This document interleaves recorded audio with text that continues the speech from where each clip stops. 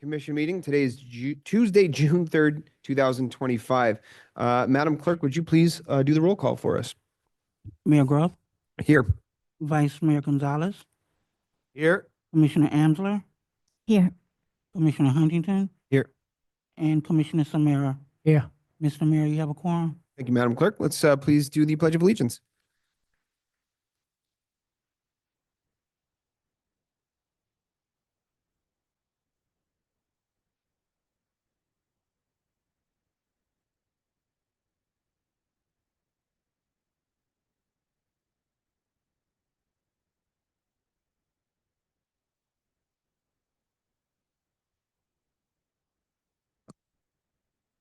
All right, so let's go ahead and move on to item 4, additions, deletions, or withdrawals to the agenda. Are there any such at this time? Turn my mic on.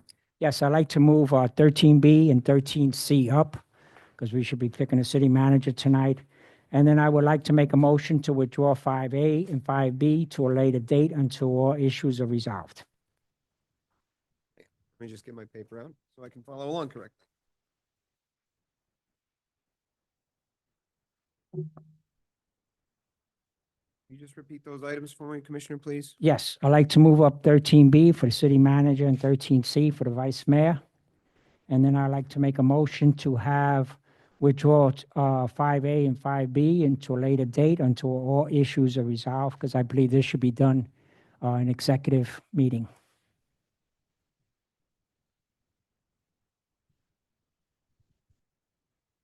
Brad, was there something about the executive meeting you mentioned? I just want to make sure we understand correctly. Talking about a closed door session. Is that what you meant, a I'm close? assuming that's what he's talking about. Okay. because Go ahead. You can't do a closed door session under the sunshine. There's Okay. no pending litigation at this point to do a closed door session. Okay. Sort of with the email that I had sent you all earlier this morning. Okay. All right, so Can I make a question on this? Sure. Whose agenda item is 5A and 5B that is being introduced in the agenda tonight? Albert? Whose agenda item are this that the commissioner wants to pull out? Those are two presentations. They're the results of the investigations that were requested by this commission. The reports are made public. They're available with the agenda, and I think all of you have received copies before. The investigators, the attorney, one's an attorney, one's an investigator. They've been specially set, one for 6:30 and one for 7, to minimize our expenses. So I'm asking because I didn't request for this. I don't remember the commission approving and saying we need to have the results of the investigations that are open record, public record. So I just was wondering before moving, saying yes or no on the vote to understand who's pushing this for. So in my respect, this was not approved of the commission to be here tonight. These are public records. We all have a copy actually already of this, or at least I do. So I don't see, so let me ask you, if they were to come forward, are this presentations, do the vendors have a cost for the village to come in and present? They're here, they're going to be zooming in, so the cost will be very minimum, But there is a cost per hour that they're charging for. there's a cost per hour is very minimum, but I think it's important to be transparent, Commissioner, and to have those people present their results of the investigation. I'm sure there's a lot of questions that the public have. I think they would like to hear from both those investigators about their reports. what the Again, reports have to I say. leave it to you guys. We didn't agree. I don't remember seeing that in the minutes either, that we had agreed to have a summary of this presentation, especially when it comes to a cost. And these are public records. I don't see how this benefits anybody at this point, besides bring potential liabilities forward. So again, I actually would prefer not to move forward with it, but I leave it up to you. It's fine.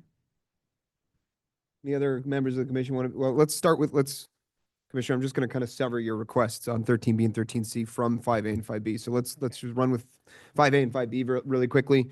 So we've heard from two of the commissioners on those items on the motion to withdraw. Any other commissioners want to be heard on that before we vote?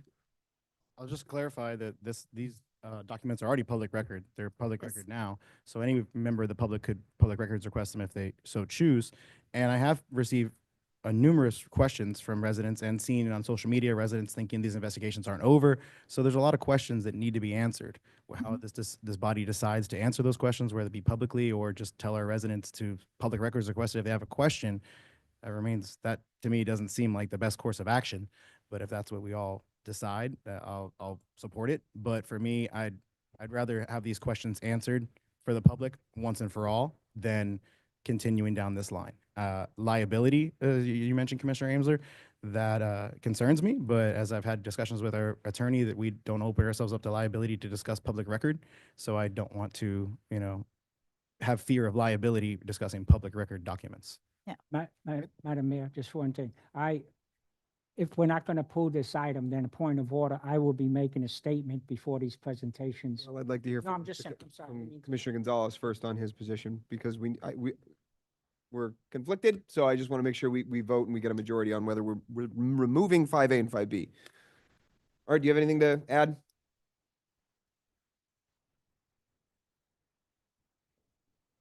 Your mic's off, sorry. I said I agree with Ryan, but at the end of the day, we have to go with recommendations from our attorney on best course of action for us as a body and as a city. So I agree that, these are all public records and we should be answering questions. But at the end of the day, we have an attorney here for a purpose, right? And he's here to protect the village and he's here to protect the council. So I will defer to him for his opinion on that. Do you have an opinion then, Mr. Attorney? Be a question to be posed. Okay. What the question? Have a question for, I'm a little I confused as to do. what question we're I asking. do. Go ahead, please. So do resolution. you, because I think that's where I stand, and I would want your advice. Do you recommend this to be here tonight, knowing that this investigation has been finished? And, to the extent of what you've seen and heard and been included in the process, to the extent that we're allowed to, is your recommendation that this item is here tonight? Let me put it this way. From a legal perspective, there is no legal impediment to the commission discussing the findings of the investigations under Florida law, Chapter 119. I can't cite to the exact verse, but essentially what Florida Public Records Law says is once the investigations are concluded, which they have been, they are a public record and they're subject to public dissemination, subject to whatever redactions that might have to take place if there's information that's exempt within the documents. But the actual investigation itself is a public record. So from that perspective, there's nothing legally preventing you from doing this, to move forward and have presentations and discussion on it.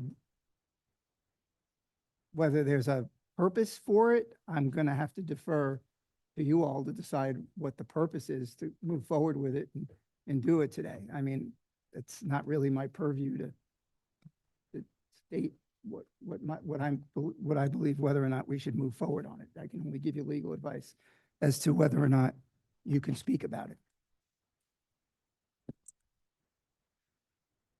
Okay, well, we've heard from him, so we have a motion pending on, again, I'm going to sever these two, so I think we have a motion pending to withdraw 5A and 5B. It sounded like there was a second, but I will defer to Commissioner if you wanted to second that motion. What do you feel about it? How do you feel about it? Again, for me, we're on the dime for the village to look into public records.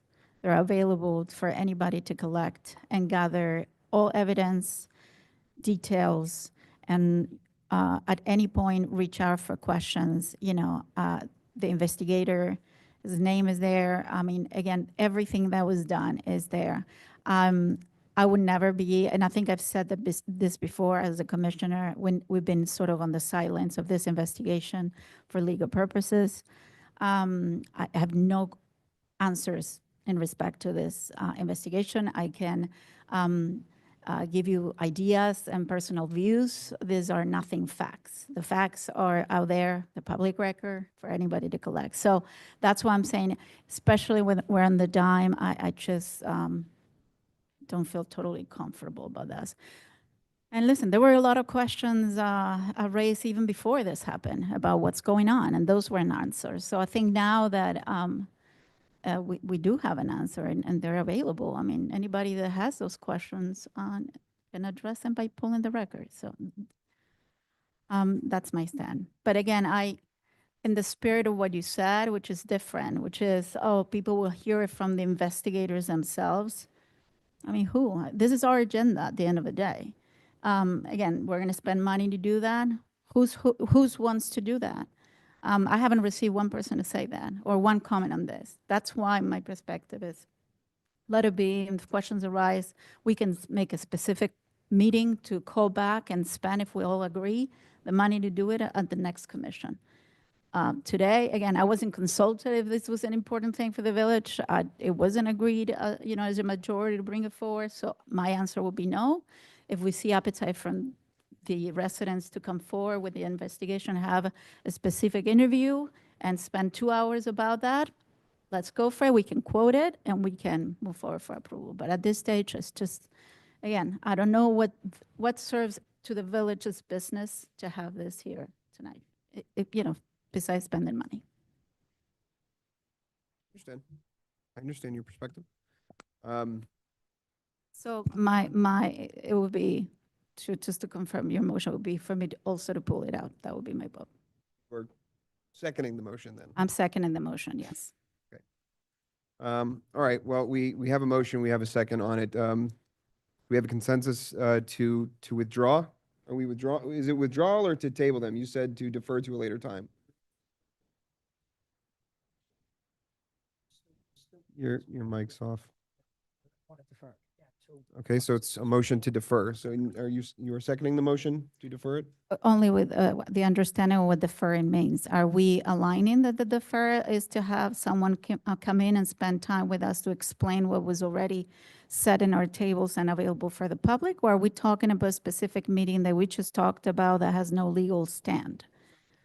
As a point of order, Mr. Mayor, Sure, please. you're deferring the matter, you're deferring it to a specific event.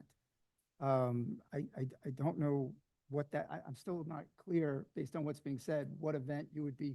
Nor am I, because what I'm hearing is deferral until it's completed, and what I'm hearing is that it is completed. So these don't really align with what we're trying to do. So if you're moving to withdraw, sorry, Brad, I don't mean to interrupt you, but if you're moving to withdraw the item, then move to withdraw the item. Otherwise, pick a date by which you'd like to defer it to. Moving to withdraw the item. I'll second. Mr. Mayor, Mr. Mayor, can I say just one thing? Sure, please. I have never discussing with the commission or when any individual commissioner about putting a presentation item on the agenda. I think that was always felt that the manager had the authority to put presentation items on the agenda. And this is unlike we have another presentation on. I didn't discuss that. I felt there was a need to have that item on the agenda so that a commission could know about it. And I think, as I said before, I think the public needs to know about these investigations. We've got two people standing by. Their time set at 6:30 and 7 p.m. The village attorney reviews the agenda. He was aware of this. And I see no reason to take it off the agenda. Al, who is going to do the presentations? The first presentation is for 6:30 is the attorney that had was involved in that investigation. Okay. And the second one is the former police chief from Fort Lauderdale. That's at 7 o'clock. Okay. Al, thank you. Understanding what I've always understood to be the same way, that, presentations are brought. Certainly there's a consultation aspect to it. this is just kind of my nature and that I can see the benefit to having it and understanding the conflict. And, you know, when this happened a year ago under a different manager, there was problems with transparency. Well, what's the transparency? Where did it come from? So I understand that. I understand your aspect in putting it here, and I certainly understand Commissioner Amsler's arguments as well. So I think that there's merit to both sides of this. So I'm just kind of really deferring to the will of the commission. Because we have a motion and a second to withdraw the item at this time. And I'm welcoming the entire commission to provide your thoughts and vote on the motion that's on the table. I'm a no, so I would like to see the presentations. I'm also a no. I would like to see the presentations. Before I ask, and before I kind of provide my response here, is the recommendation, I'm sorry, is the direction to the presentation, is it to them to present all this or to be available for questions? It's just to summarize what their report is about. And then at the end, we have a time constraint. I guess if there's any questions at the end, that they will be available.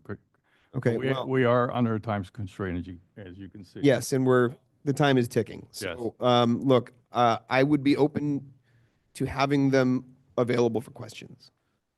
So my answer would be no. My answer is no on the basis that if there are questions from the commission for the investigators to be here, then I would be open to having that.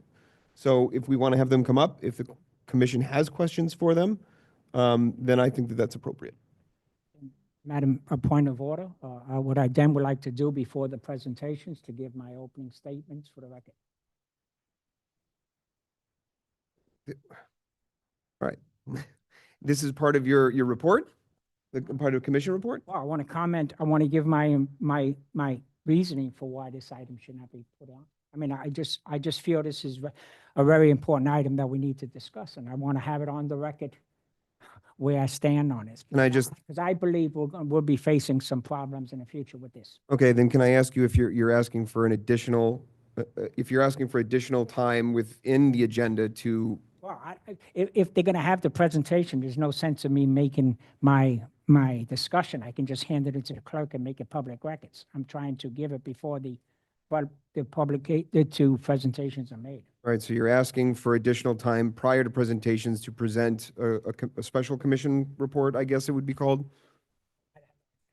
Okay, so, I want to be able to have my comments before they make the presentation. all right, then is your motion that you're asking for additional time to make comments before the presentation? Because I want to put it to the commission. Yes. Okay, is there a second on Commissioner Samaria's request to have additional time to address the I'm sorry? Have you established if they're giving a presentation or not? It sounded like you said, if I'm, I'm sorry, point of order, because I'm just trying to figure Yeah, out. of course. My understanding so far is Commissioner Huntington said yes, that he desires for it to go forward. Okay. Commissioner Gonzalez said the same, that he desired it to go forward. Commissioner Samaria's asked that it be withdrawn. Okay, Commissioner Amsler's asked that it be withdrawn. And then I think, Mr. Mayor, your comment was that you would be okay with them coming forward to answer any, without doing a presentation, if I understand it correctly, but to answer any questions that the commission might have. So I think that's not necessarily, your response to the motion before the dais is, it really hasn't been answered. So I guess as a point of order, you have to answer yay or nay.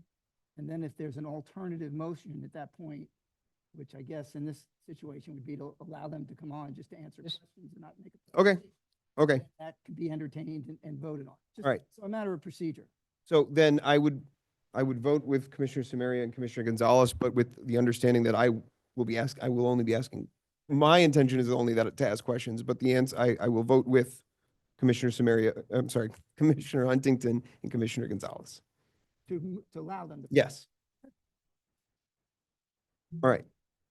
My apologies if I provided any conflicting information. Record to be clear as to what- I appreciate it. Thank you. So Commissioner Samaria's motion is, I want to, my question is, I want to be able to make a statement before and this is a presentation because that's what it's listed. It's Right, not a it's- question and answer, it's a presentation. it's adding, There's presentations on it. right, so we're adding, you're moving to to add additional time to present, to address the public and the commission before the presentation. Yes. So I've asked the commission if there is a second to Commissioner Samaria's motion to add that time.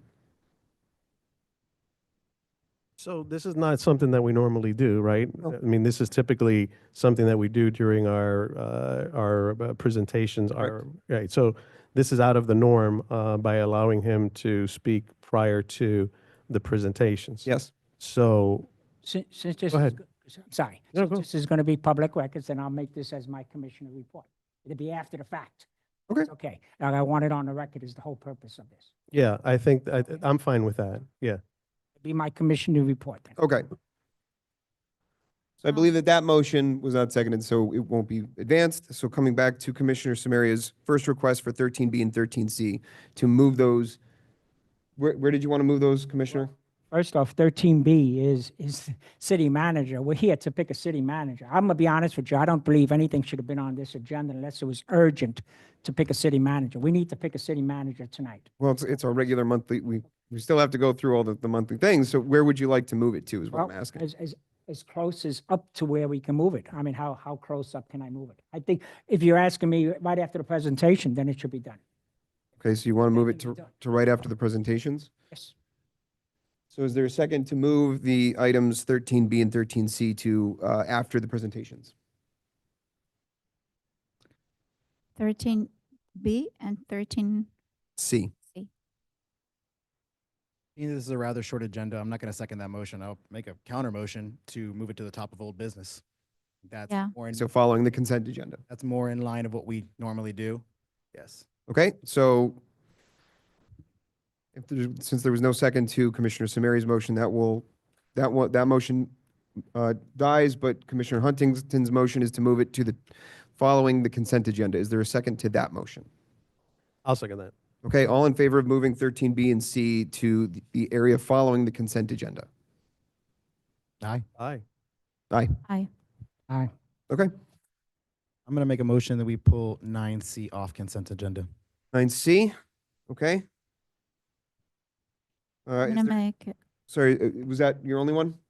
Is there a second on that? We agree to move it off. It's not ready. Moving off consent. He's asking to move 9C off of consent. Yeah, so that's for discussion? 9C? Correct. Well, we're actually Discussion, moving right? off, we're moving off the agenda. We're moving that off the agenda. Yes.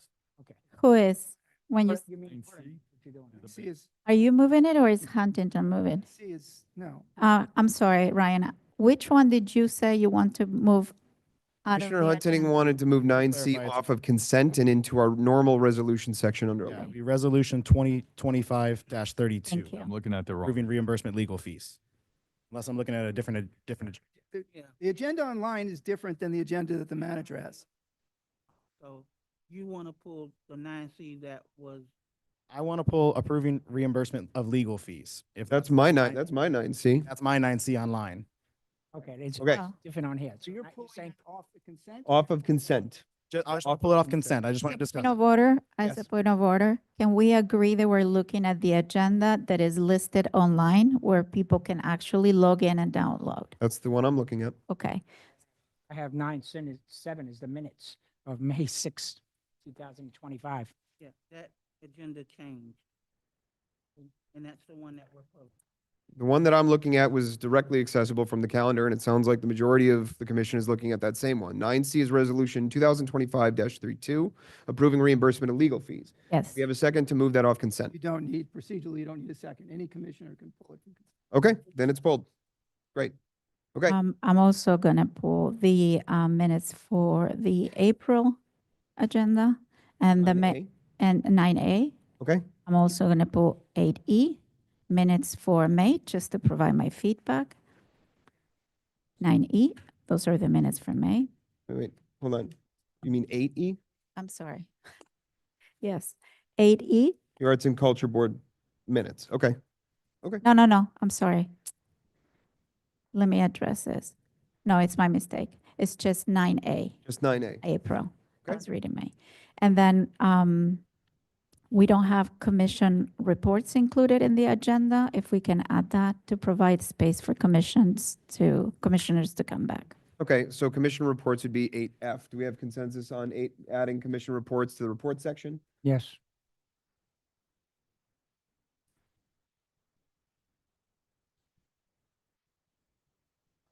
Make a motion, we move the entirety of item 8 to the bottom of the agenda. You want to move reports to the bottom of the agenda, all of 8? Well, before that, are we adding 8F? Yeah, I'll add 8F, but move it all to the bottom of the agenda. I'm okay with that. My commission report, I don't want way at the bottom. That's always been separate. It has been 8, and then it's been reports. I looked on the agendas. It always been 8. It's after 7, you had comments from the commission, and then you had commissioner reports, then you had reports by the other ones. The last time we did this, okay, my commission report was not heard 3 times in a row, okay? It was heard, I remember, but we have a motion from one of the commissioners to move 8 to the bottom of the agenda, and we have a second. So I'm not in power here to say yes or no. I'm just promoting identifying that there's a motion and a second on the table to move 8 to the Didn't bottom. Brad just say we didn't need a second? That, No, to move that, he means to move off consent. If you want to pull something, if a commissioner wants to pull something off a consent oh, I'll just, for got discussion, it, got it. that doesn't need a second. Got The it. commissioner can pull an item off a consent. Okay. Okay. So the motion by Commissioner Huntington is to move section 8 to the bottom of the agenda, and And add 8F. and add 8F, yes, correct, and Commissioner Amsler seconded that. So do we have a consensus to move 8? Adding commissioner reports at the bottom, 8F. Yes. No. Yes. No. I'll stick with it as is. No. Okay, no. So 8 stays where it is. All right. Are there any other, Just to clarify, so Yeah. 8 stays as it is, and we did not add commission reports. good point. 8F, we wanted to add 8F as a commissioner report. Do we have consensus to add 8F? Yes? Yes. Yes. Yes. Yes, all right, so we're adding 8F, but 8 is staying put. All right. Are there any other additions, deletions, or withdrawals before we move forward? Hearing none. Okay. All right, so let's go ahead and move on to the presentations then. Our first presentation, 5A. I know that they were set for 6:30, we're 6:35. Mr. Manager, who did we have for 5A?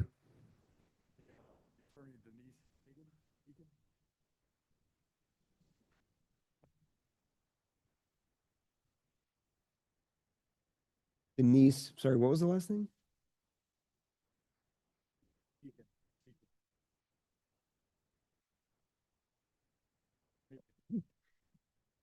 Okay, so if we have the attorney for 5A for the 6:30 time slot, please identify yourself. If I don't hear anything, then we're going to move on. Our next presentation was set for 7 o'clock, which we still got some time for. Okay, so I haven't heard anything, so if we have Miss Heekin, sorry if I'm mispronouncing that, if we have her at some point, if she would identify herself, then we can come back to her. Sure. Okay,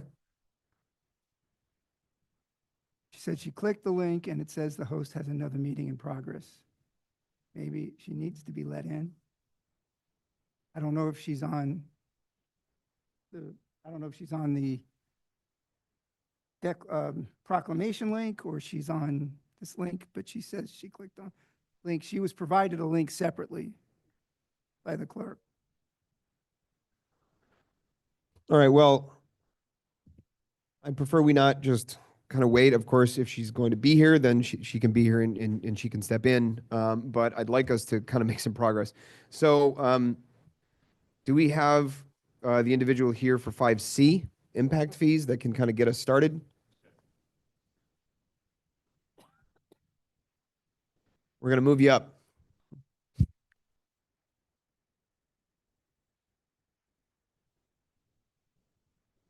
Want to send her, Yeah, I'm gonna. or you want me to just tell her to go on to the? Nice. Sure, go ahead.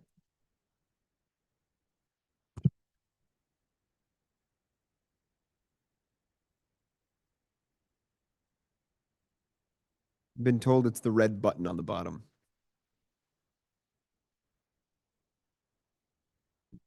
No.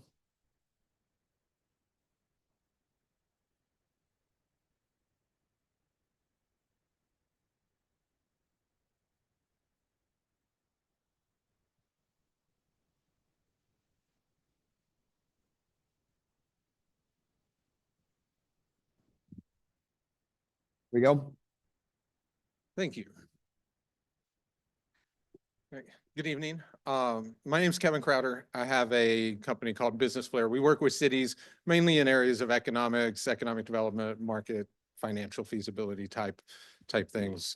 Some urban planning as well.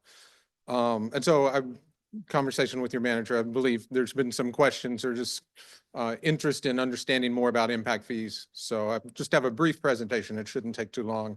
I think can answer just some questions that you have. We can just go to the next slide. Essentially what an impact fee is it is a one-time charge that's charged to developers when they increase, when they build something that's going to increase the demand on city services, certain types of services. There are county impact fees that if somebody's doing something that's going to increase demand in Biscayne Park or in other places of the county that they're already paying impact fees to the county. Parks, roads, in unincorporated Dade County, they'll pay a police fee. In your case, they would pay a impact fee to the fire department to fire services. But cities can also do impact fees. We just wrapped up one in Lauderhill up in Broward County. You have to identify a rational nexus between the cost of the fee that you're charging and a correlation to the impacts that are going to be provided. And there's a financial analysis that we go through looking at costs that you've incurred in the past for similar uses, similar expenditures. I think in this case, the things we identified that you could potentially look to include police, public safety, parks, and roads for non-county roads. Next slide. These are for one-time charges, again, not for ongoing maintenance, ongoing operations, or things like that. It's governed by Chapter 163, the Florida statutes. It's also governed by a significant amount of case law that has come in over the years, probably even more so by the case law than the statute itself. Kevin, can I just ask you to pause for a minute? Sure. The attorney's available now. And Mayor, if you want to switch and go to that presentation. So she's. How much time do you think you need to get through the presentation? Presentation, probably no more than 5 more minutes. There's 5 or 6 slides. 5 more minutes? Okay, please continue. Sure. Again, we use the most recent and local data that we can. I'll just touch on that in a moment. And there is in the statute a fair amount of financial and accounting requirements that you do have to maintain if you do move forward with impact fees. Next. Just the different methods. Again, we'll use as much local data as we can. We look at if you've had capital expenditures of those kinds in the past, we'll use those. If not, we'll look at nearby cities. We'll look at market averages in the area for what those expenditures look like. Next slide. What we would do is come and do an analysis of your tax base. We would basically look at in the case of single family residential, at what you have now, what you've had come online, say in the last, we're usually looking at a 5 to 8 year time frame to understand that. We can look at the code and apply that to your current tax base to give projections of how much potential there is that could be realized, and looking at, okay, if you've got a home this size on this big of a lot, how much bigger could be built there? How many bedrooms could that be? And that can give an order of magnitude in terms of what collections will be. Next slide.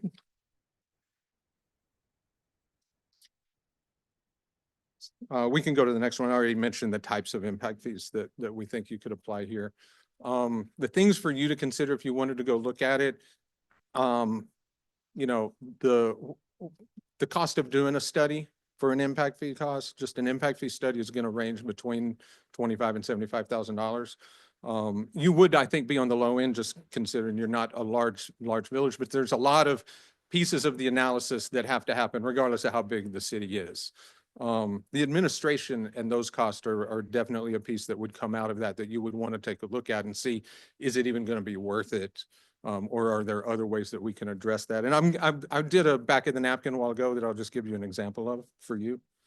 You in your case would want to make sure that you're being as simplified as possible under the law in the fees that you charge, because that's going to make it more efficient both for your accounting as well as for the people who it's going to apply to. And in your case, you're really talking about one land use. It can get complicated in places where they're looking at every single use in their code, having a different calculation of what the impact is going to be. In your case, it would naturally come in as a simpler calculation. The other thing we usually look at is, are there issues related to just tax-based growth and investment, and just the market from charging impact fees? In a residential area, that's not as big a concern as in commercial areas. And the commercial hit on impact fees can be significant. In your case, an impact fee in Lauderhill, the park's impact fee per resident is $682. In the case of a 4-bedroom house unit there, it's going to be about $2,200, $2,300. So when you're thinking about single family homes in Biscayne Park, that's not going to be a market disruptor if you were to do that.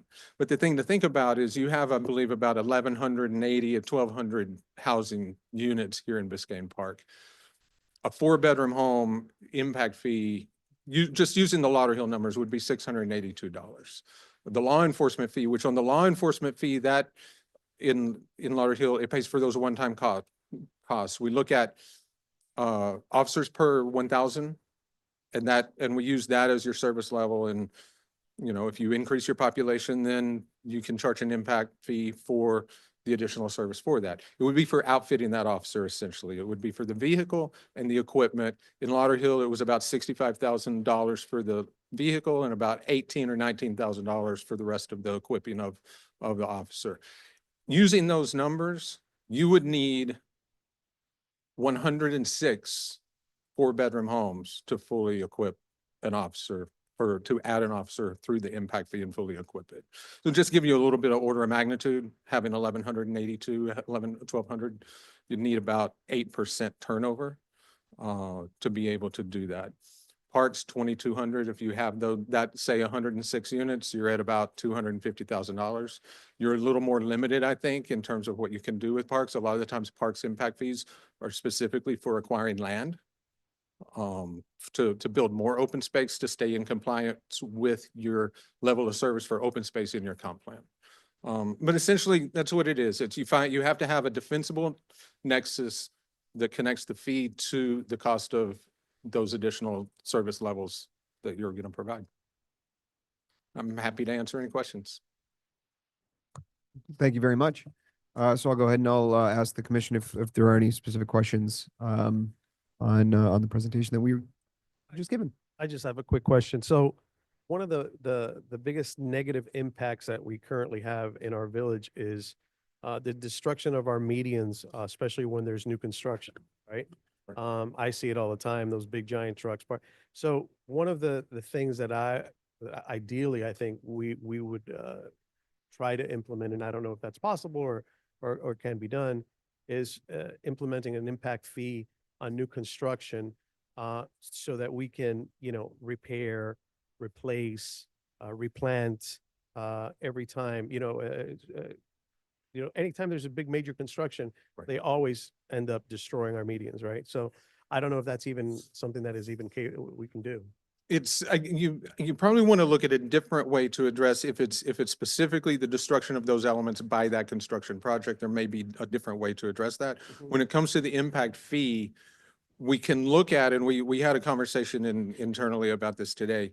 It's for either capacity or infrastructure is what the fee would be. So you could look at it for the roads. It wouldn't necessarily be for just coming and doing repairs and normal maintenance. But if you had to come in, if you were going to come in and make improvements that were related to the impacts that they created, that you could do.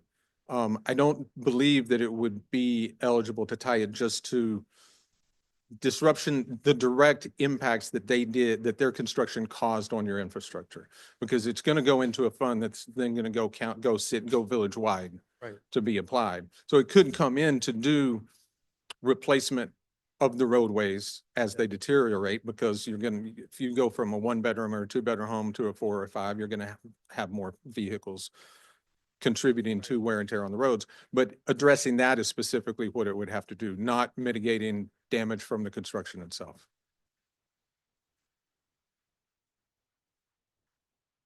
Just so I understand the timing correctly, the feasibility study would be, I mean, if we all decide, if the commission decided that this is the direction we wanted to go, the feasibility study is necessary to kind of prop up this idea, correct? So, actually, there is one more slide. I'm glad you mentioned that. Hopefully only one more. You know, so there's some different thresholds you can consider in your case, but to implement an impact fee ordinance, you will have to have the impact fee study that establishes that rational nexus between the impact on the service levels and the cost associated with the impact fee. Now, what we did put in here in your case is you could potentially do sort of a staggered or a phased look at it, where not going through the full study, but starting with just a preliminary assessment to really, besides the back of the napkin, really do the analysis of how much has this happened? What has been that delta between what exists and what we now have? And start just establishing, here's really what we've experienced in the numbers. Here's what we expect we will continue to see. And it'll give you sort of the financial estimate side of how much the impact fees could potentially collect and what you would be able to do with those. If it was sufficient enough where taking into account the cost of administration and everything else, then you could go into more of do the cost benefit ratio and then go into the exercise of actually doing the formal report that creates the nexus and the crafting of the ordinance. Okay, understood. Thanks very much. Sure. Any other question? I'll say there was a great presentation. You answered most of my questions. My questions were, what can we use it for? What's our cost range? And what's the back of napkin math we could be seen back to us? Really, to the commission, I'll say that it sounds like a great option, the preliminary fiscal analysis, to see if this is, to really see numbers and see if this makes sense for us. This to me seems like a great course of action. Mayor, if I may, just to put some, Mayor. if I- Yeah, please, sorry. So I know several months ago, I was also asked for an estimate. This would not be covered in the general retainer. Mm. And I wouldn't be doing the ordinance and the drafting work. We have an attorney firm specializing in doing these impact fees. Okay. That hurt, without knowing major details, the general estimate would be legal fees would probably run somewhere between $15,000 and $25,000. 15 and 25? What the study says and Okay. what information is provided by the consultant. Just so you have that in the back of your mind. No, I appreciate it. Okay. Great. Thanks, Fred. If there's no other questions, I think that'll wrap things up. Great. Thank you very much for being here. We appreciate it.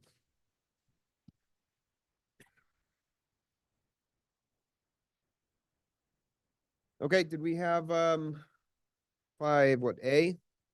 Ms. Hecomb's on. Okay, Hello? all right, just 1 second. Madam Clerk, can we get out of the PowerPoint?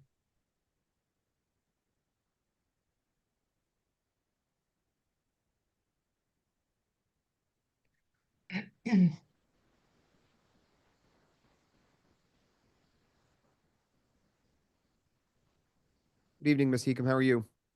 Good evening. How are you? Doing fine, thank you. I know you're slated to begin with us at 6:30.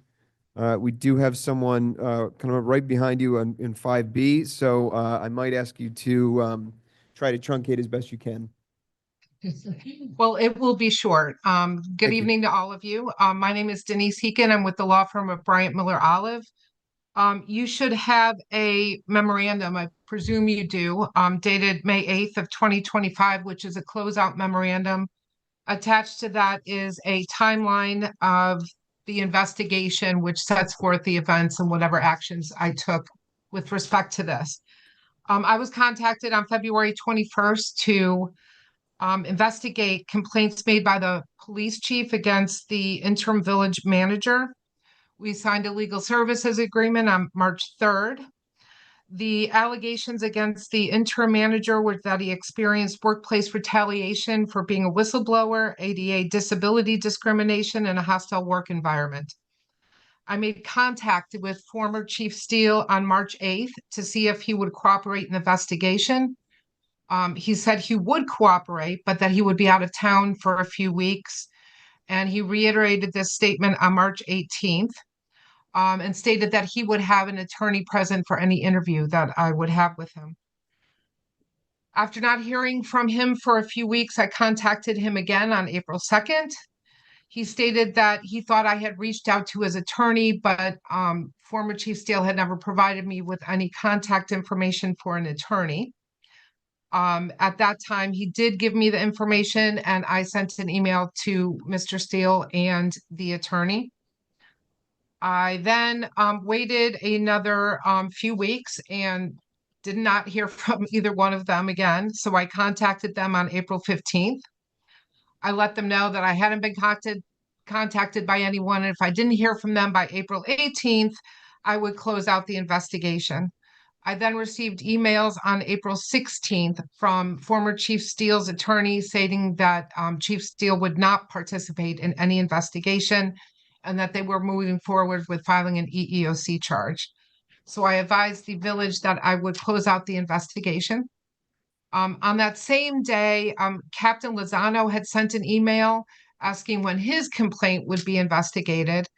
However, the only information I had from former Captain Lozano was a memo that was dated February 20th. I believe it's tab 2 in the timeline of the investigation. Which really the memorandum describes an exchange that he witnessed or partially overheard between former Chief Steele and the village manager.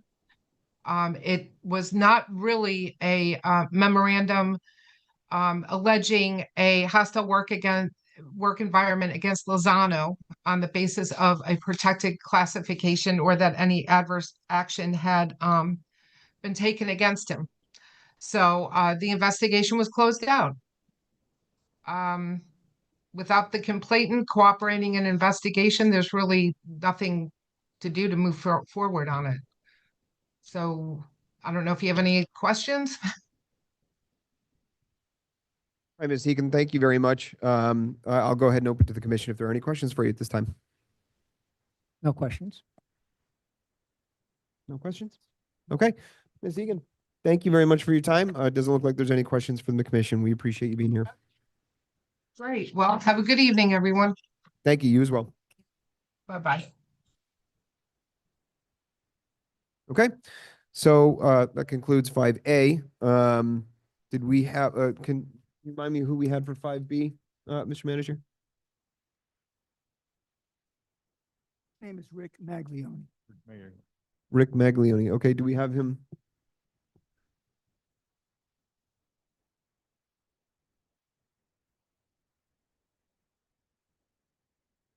Mr. Maglione, are you on?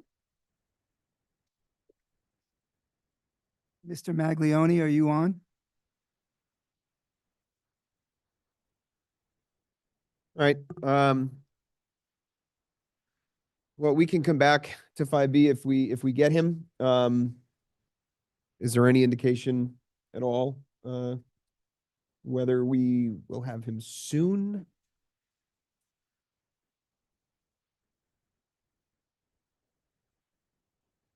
Okay. All right. Well, I think same thing with respect to 5A. You know, I don't want to kind of sit around and wait. If we hear from him and we have an understanding when he will be available, certainly let us know. But I'd like us to kind of move on because we have some ground to cover.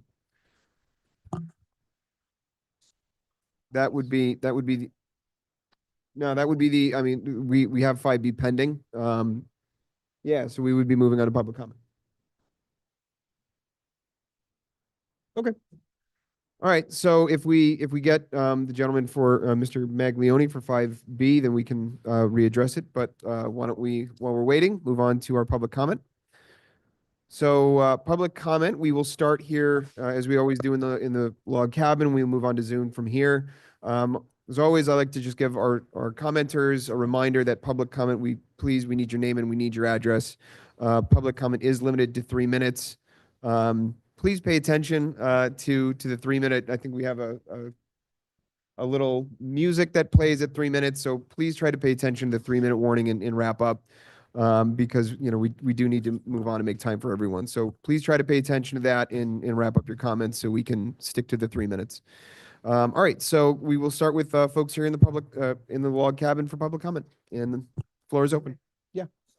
Mr. Maglione is on. He is on. Okay. Mr. Maglione, if you can unmute.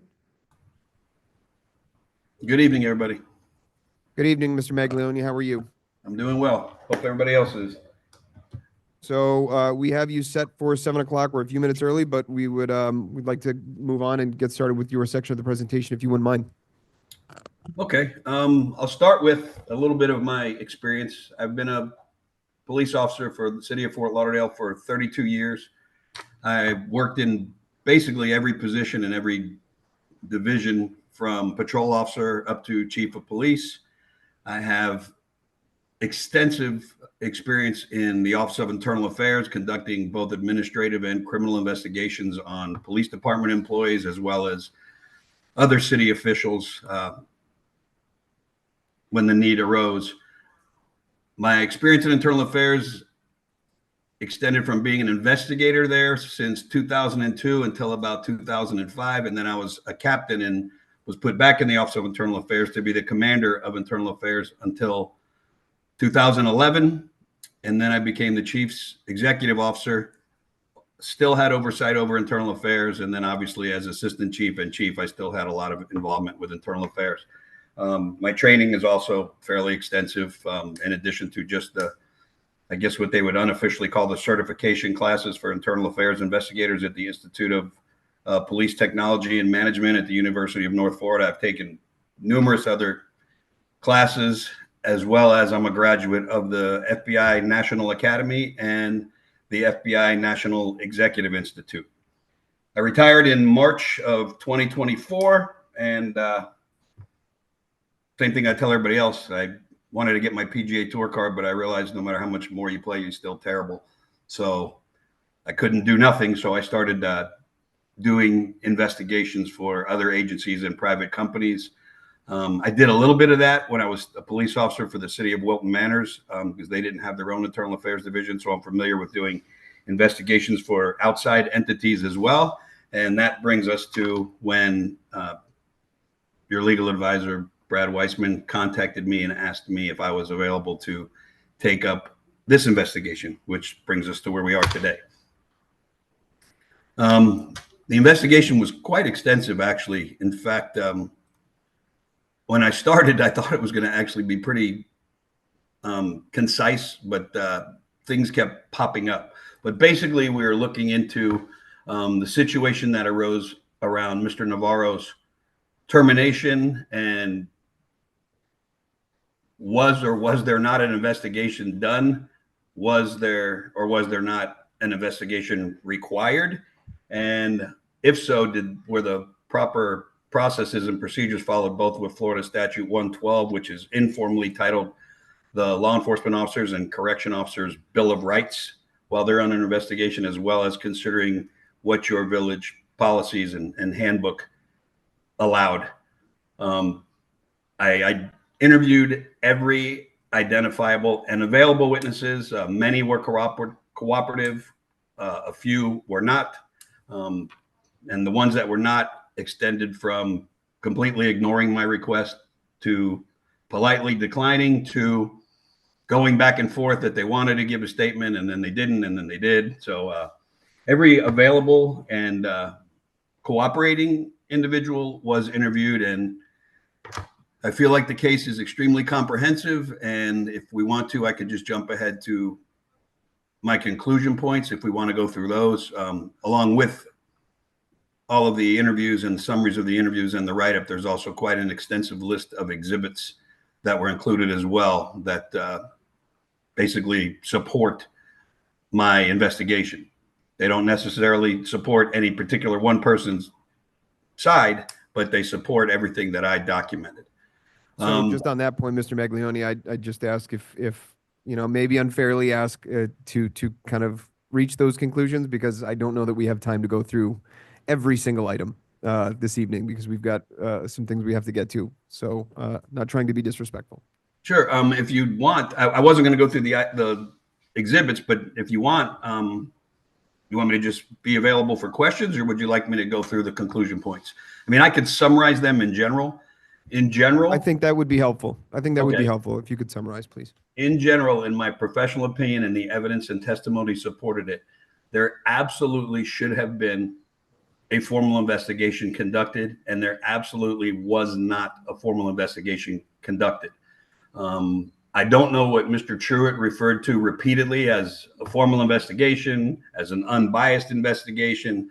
There was issues with that. One, there was no investigation. There was no statements taken. There was no interviews conducted. There was no evidence gathered. What I guess he's referring to as this formal unbiased investigation was 8 memos, which actually turned out to be 11 memos that were indicated on the memos that they were placed in Mr. Navarro's personnel file, which they were not. We actually located them well into the investigation in a digital file. That there's nothing wrong with that, but that should be an exact duplicate of the personnel file. And there was quite a few things missing from the physical file that somehow wound up in his digitized file. We found those closer to the end, but those memos are basically one person's some opinion, some, you know, I guess passing along information that they allegedly received, but there was nothing to do to substantiate that information. In fact, I think just the very individual that they assigned to the investigation had questions, because they assigned Mr. Navarro's immediate subordinate, who also stood to gain Mr. Navarro's position and a salary increase if Mr. Navarro was terminated. I also believe Mr. Navarro's promotion objectively should have been paused, because there was enough allegations. I'm not saying they were substantiated or not, because nothing was done to look into them until I looked into them. But there was allegations that Mr. Navarro bullied people or created a hostile work environment. And for a chief to promote that individual within, you know, a week or two of those complaints coming in is completely careless, in my opinion. And I think immediate measures should have done is when a complaint comes in as serious as bullying or hostile work environment, there's absolute measures that a city should take until those allegations are substantiated or not. And nothing, absolutely nothing was done at all, other than promoting Mr. Navarro, which placed him, retained him in a probationary status. And I believe they wanted to use both options. They wanted to establish he engaged in misconduct worthy of termination, but then kind of reached for the other thing and say, we terminated him because he didn't make probation. You can't have it both ways. And the spirit of Florida Statute 112, I believe, was not adhered to. He was not given his due process. And he was given a pre-disciplinary hearing, a Loudermill hearing, where he is given an opportunity to clear his name. And what's interesting is the response from the village was he didn't provide any information that would cause the village to change their, you know, recommendation, and they decided to terminate him. In the hearing, they said that no discipline had been decided at the time of the hearing, when Mr. Navarro's attorney said, hey, you already decided you're firing him. Why are we here? And I'm paraphrasing. And Mr. Truitt said, no, we haven't decided any discipline yet. Well, he raised many, many, many points that could not have possibly been looked into, because they issued him a letter of termination a little over 6 hours later, saying that he provided no information. And actually, the information that Mr. Navarro put out there, like I said, it wasn't investigated until I looked into it, was absolutely information to cause them to pause and further investigate. I mean, he basically said every single thing included in those memos is not true. And he voluntarily took a polygraph, which the village does allow in their personnel rules as a tool to use during an administrative investigation. He took a polygraph and no deception was indicated.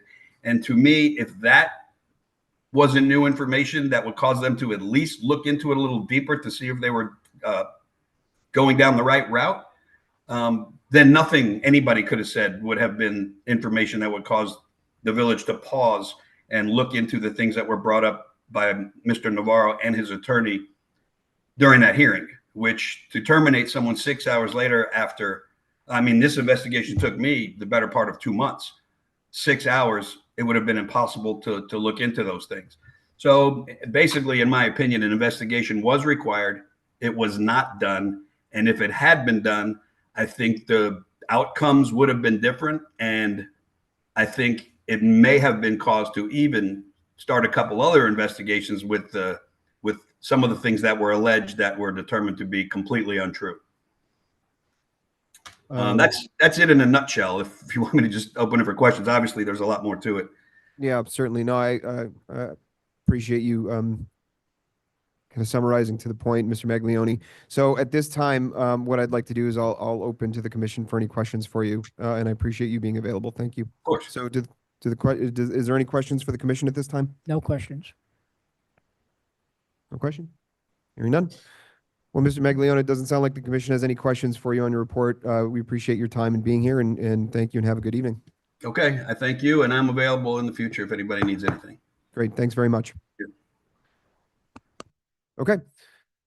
So having concluded 5B, we'll go back to public comment as we started on that. The instruction remains, and we will go ahead and we will open our public comment to those here in the log cabin. So the floor and the mic is open for anyone that wants to get us started.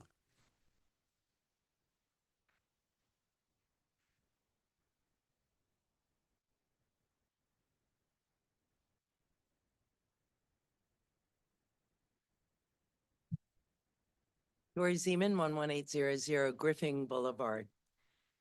Although I've never had a single conversation with the 3 applicants for village manager, I did take the time to go over their resumes and watch their presentations and the questions and answers. I'm sorry, Dora, you might want to check that the mic is on. Just give it a tap.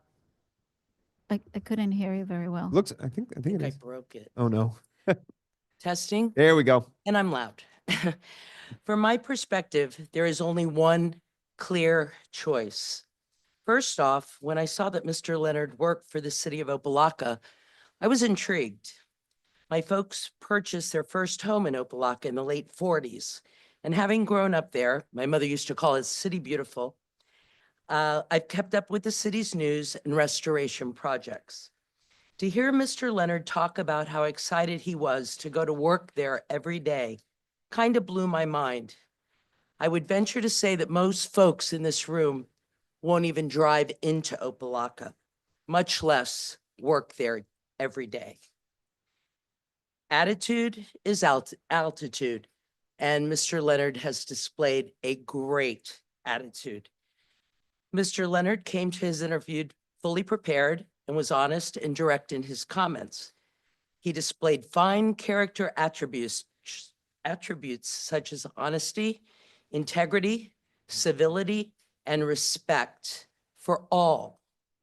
Mr. Leonard truly cares about all of us, which requires empathy and compassion, something that has been lacking, in my opinion, on this commission far too long. Mr. Leonard came to the interview far more prepared than the other candidates, and even held a copy of the budget and highlighted several lined items. Actually, everything he said in his interview made perfect sense to me, a layperson. I don't know anything about governments and things, but everything he said, wow, that has a ring of truth to it. That has a ring of truth to it. So to me, Jordan Leonard is a racehorse who's ready to jump out of the gate and get to work. He sees our village for what it is, a diamond in the rough. And I believe he will make a lady out of our village and bring civility back, which has been lacking in this village for far too long. Thank you. Thank you. Thank you for your comment.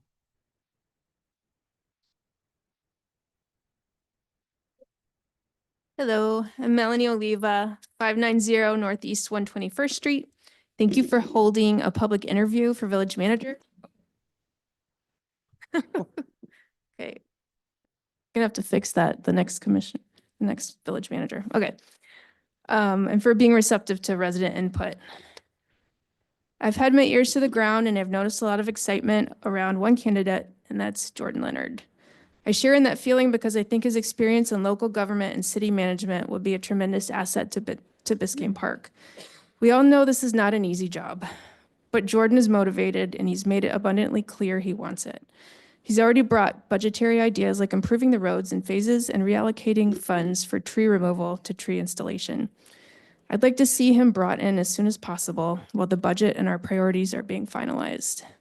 Last week, Jordan attended the Parks and Parkways meeting, which he observed, but before and after the meeting, he shared ideas in passing, as small as adding an extra camera so that Zoom participants can see public comments, and as large as getting a city planner more involved to resolve some complex infrastructure issues that were discussed.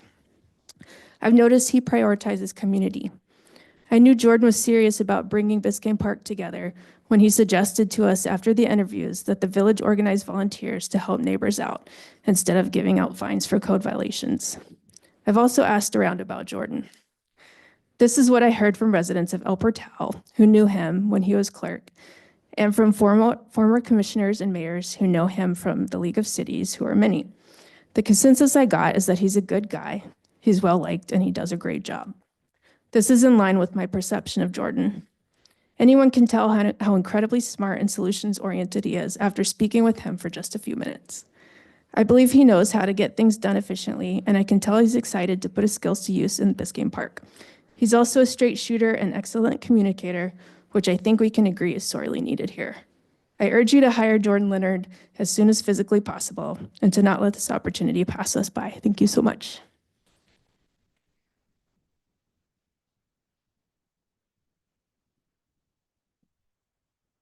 Gary Kuehl, 777 Northeast 111th Street. I don't disagree with anything that the consultant had to say about impact fees, but I wouldn't get real excited about it.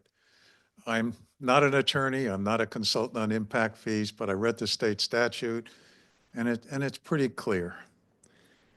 Impact fees can only be used to support new growth. In other words, if you're not building new roads, new schools, adding to the police force in order to accommodate new growth, you cannot levy impact fees. You cannot levy impact fees for repairs or maintenance. Now, transportation was mentioned. If you're building a new house, it's not the new house. It's the number of bedrooms that are added. So you can build a 40,000 square foot house, and if it has the same number of bedrooms as the previous house, there is no impact. It's not the size of the house. It's what it generates in terms of new things you have to do. Do you have to add to the police force? Do you have to increase your water and sewer capacity? Do you have to build new roads? No, we haven't done that. There is nothing this village has done to support new construction. It goes on and it will continue to go on. Now, as far as transportation, if you're going to build new roads, yes, you can charge impact fees for that. It's not replacing the roads you have. It is not repairing the roads. It is not maintaining the roads. If you want to build the argument that because of the heavy construction vehicles, just to give you kind of a hypothetical example, you have to do a quantitative analysis, not an imperial analysis, a quantitative analysis, which means you need very, very precise data to support the idea that you're going to levy an impact fee. So let's take the roads and say, well, we're going to have to build new roads to support all this heavy construction traffic. Okay, let's just take that hypothetical argument. You would have to do an analysis of the construction vehicles, of the garbage trucks, of normal wear and tear, of delivery trucks that might be heavy. Then you would have to separate patios, additions, and any other work that was involved. And this all has to be accurate information. The point is, it really is exhaustive. And you have to look very carefully at what you think you're going to gain. Look at how many bedrooms are added. It's de minimis. It's nothing. You're not going to go anywhere with it. So I really caution you not to plow ahead and spend a bunch of money, whether it be 5,000, 10,000, or 15,000, for no end result, because there isn't one. Anyway, just want to say, Art, I like your motion. Your motion, your agenda item.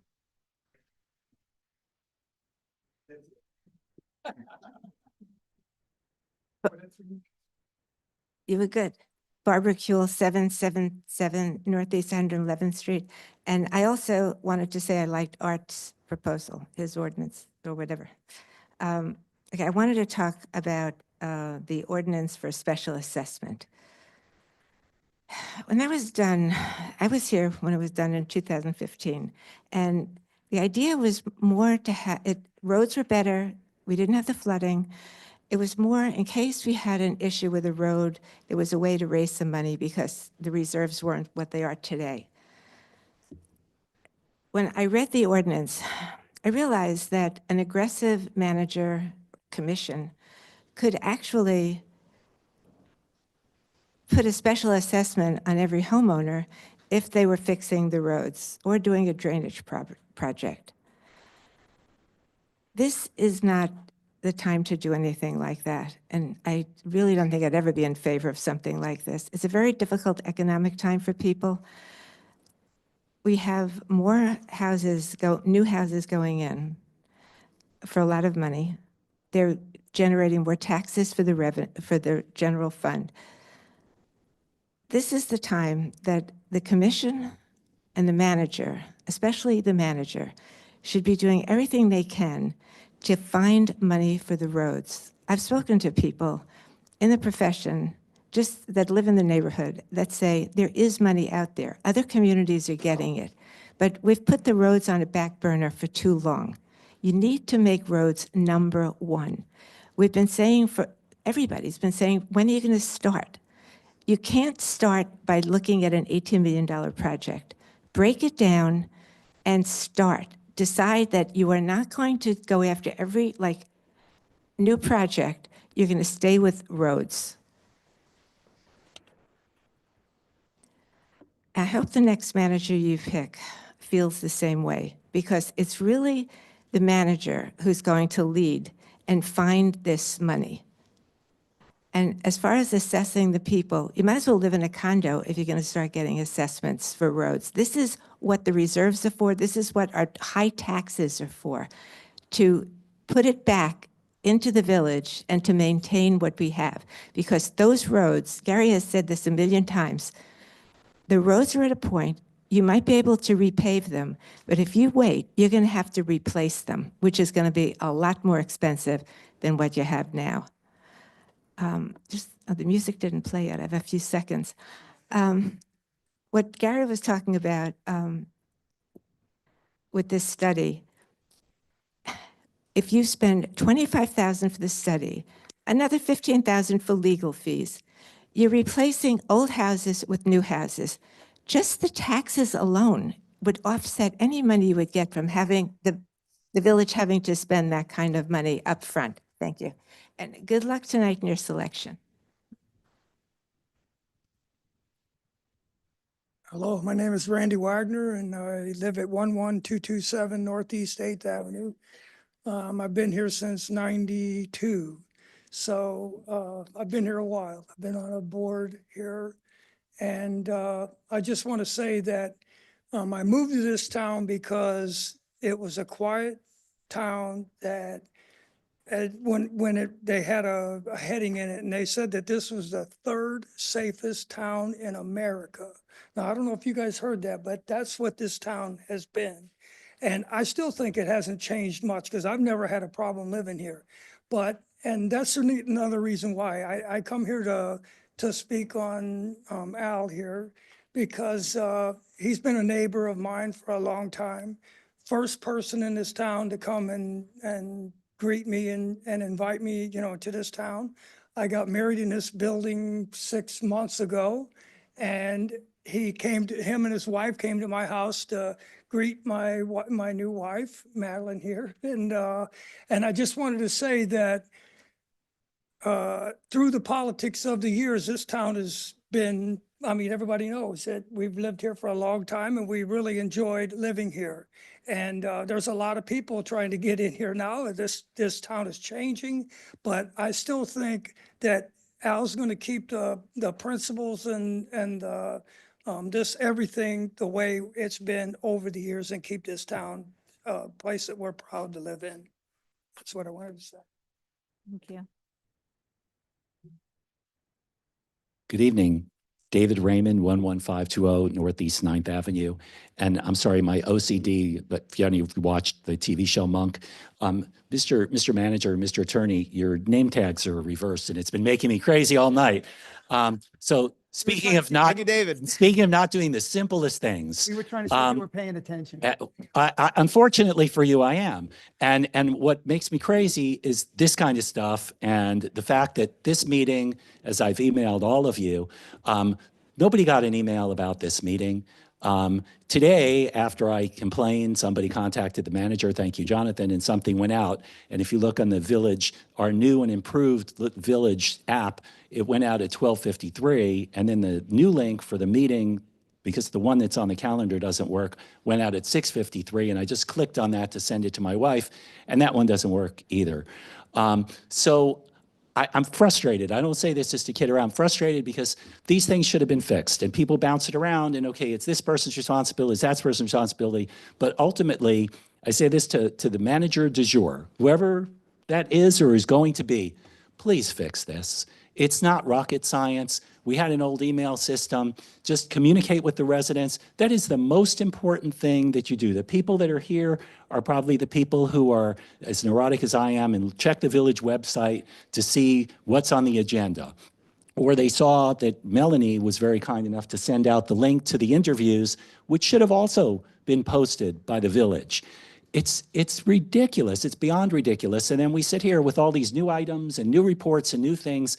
Please fix the roads, clean the drains, fix the parking around the park that we keep talking about, and stop bringing up new things until you take care of business. And I don't just say this to the commission, I say this to whoever is crazy enough to step in here and take the new job. And, my experience with Al, you've answered all my emails, I met with you, it was great, but the drains still aren't all clean, that hasn't been followed up, the meetings aren't noticed. I mean, 6 months, this stuff should be done. Simple thing like noticing a meeting should be done. So I was also at the Parks and Parkway meeting and I had the opportunity to meet Jordan.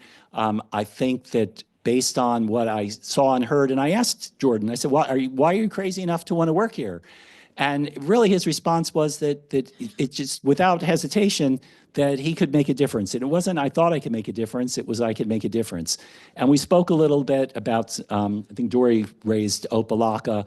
Back in my county days, I literally walked through a bunch of crack houses when I was running the homeless programs there. It's a mess.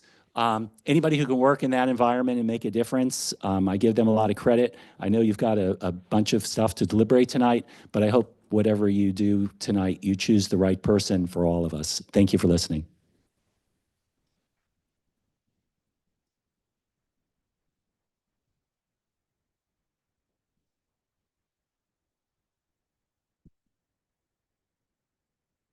Hi, Barbara Watts. Can you hear me with this? Okay. Yep.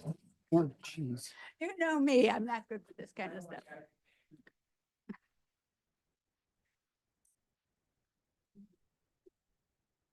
Now, please don't count my time on that. All right? We're waiting. I can't. Is it a push down? Could you or is that please? screw? Okay. Mr. Holland's gonna step in and help us out. Oh, no. Yeah, that might. I need to look at things and I have carpal tunnel. Oh, shit. That might be. Okay, how about, oh, No, do I have a, okay, thank you. it's really not. Just hold it. All right, Oh, well, shit. okay, first, I wonder how you can make a decision tonight about the village manager when we don't know anything about the police situation. The report that we had there had to do with the police situation under Manager Truitt. And I think that not even making the information of the investigations and over, even if they don't come to anything, the public should know, and you should know, you know more than I do about what happened with the police and why suddenly we had so many people quit. And I think one thing that doesn't look, I am holding judgment either way because one never knows. But we don't have any more facts or anything to make a judgment on. And the only thing I can say now is before I wrote to Manager Childress to give him my support because we don't know, and I didn't want to just condemn or whatever. But the fact that that the stuff has been withheld and we don't know about why so many during the reign of a village manager an interim that we should have so many police quit. I just wonder about if we think of personnel and how one deals with personnel and issues as a village manager, if it seems something contrary to the sort of team verbiage that we received during the interviews.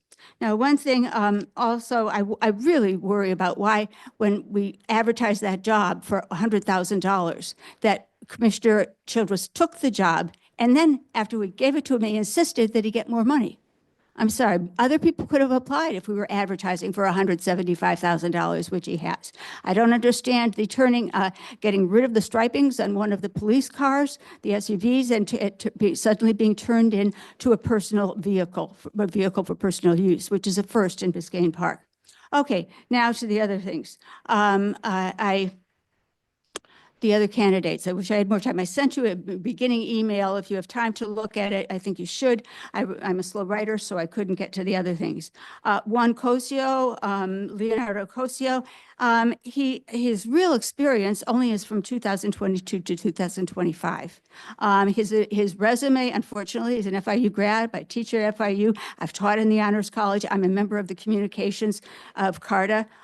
His CV is inflated. In fact, he's got facts wrong. He can't graduate with his master's degree, though we don't know how far along he really is. He can't graduate in July because no American university does not offer any degrees in July. It's not until August.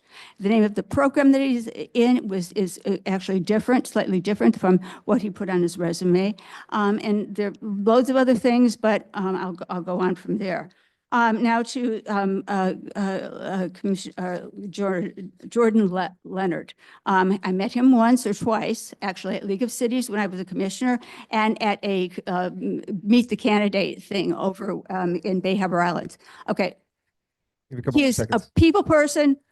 He's qualified for the job, and he doesn't give us that stupid verbiage about going to the next level. He says, your vision, his vision is the commission has to tell him what the vision is.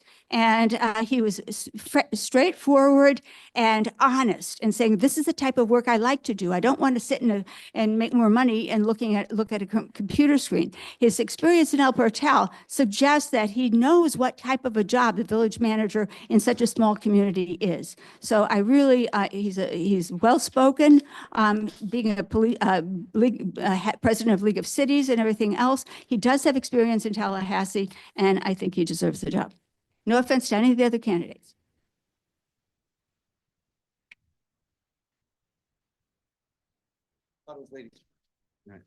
John, I'm scared to touch it now. Yeah, be careful. Oh, There we go. I have gaffer's tape, but it's in my gear bag. Maybe this will help. Moment. No, I made it worse. The pinnacle of innovation. Yeah, right. One more. All right, John Holland, 844 Northeast 119th Street. I'll try and keep this short. Since I left the commission, I've tried to stay involved by listening on Zoom calls, on YouTube. I think I've seen about 80% of the content. I did miss one entire meeting due to a conflict. The YouTube ones that I had to attend on YouTube, I wasn't able to comment, and I think that was probably for the best. I got involved I moved here in 2002. Paid $120,000 for my house. I owe more than twice that now. But anyway, I got involved during the Cooper, Jacobs, Bernard era. And what still is with me from that era is the amount of divisiveness that I perceived from people, even to the point where good ideas were ignored because they came from the other side. And by reasonable people who I thought were reasonable people would ignore good ideas because it came from the enemy camp. And I feel to some extent that we're inching back into that kind of territory. I got back involved again, obviously, about a year and a half ago after the accident on 119th. I knew there would be a lot of public interest in, enforcing speeding and trying to prevent those kinds of things. Didn't know when I posted on Jonas's blog that I'd be sitting right there at the very next meeting when everyone walked in. And it was an eye-opening experience because I had never seen it from this perspective. Fast forward a little bit, and we have these other controversies, the ones that we heard about today, the hiring of the manager, the things that we just heard, 5A and 5B, and of course the trees. And the thing that really sticks with me is the way I think that those situations were painted or reflecting upon certain commissioners, that somehow they were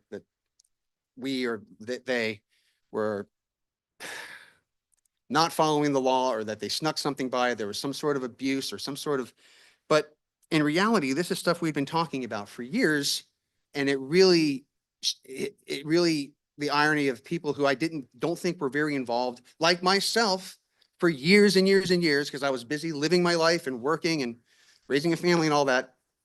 But then all of a sudden, when these things happen, there was this massive convergence. And I just don't think that the commission was really painted in an accurate light.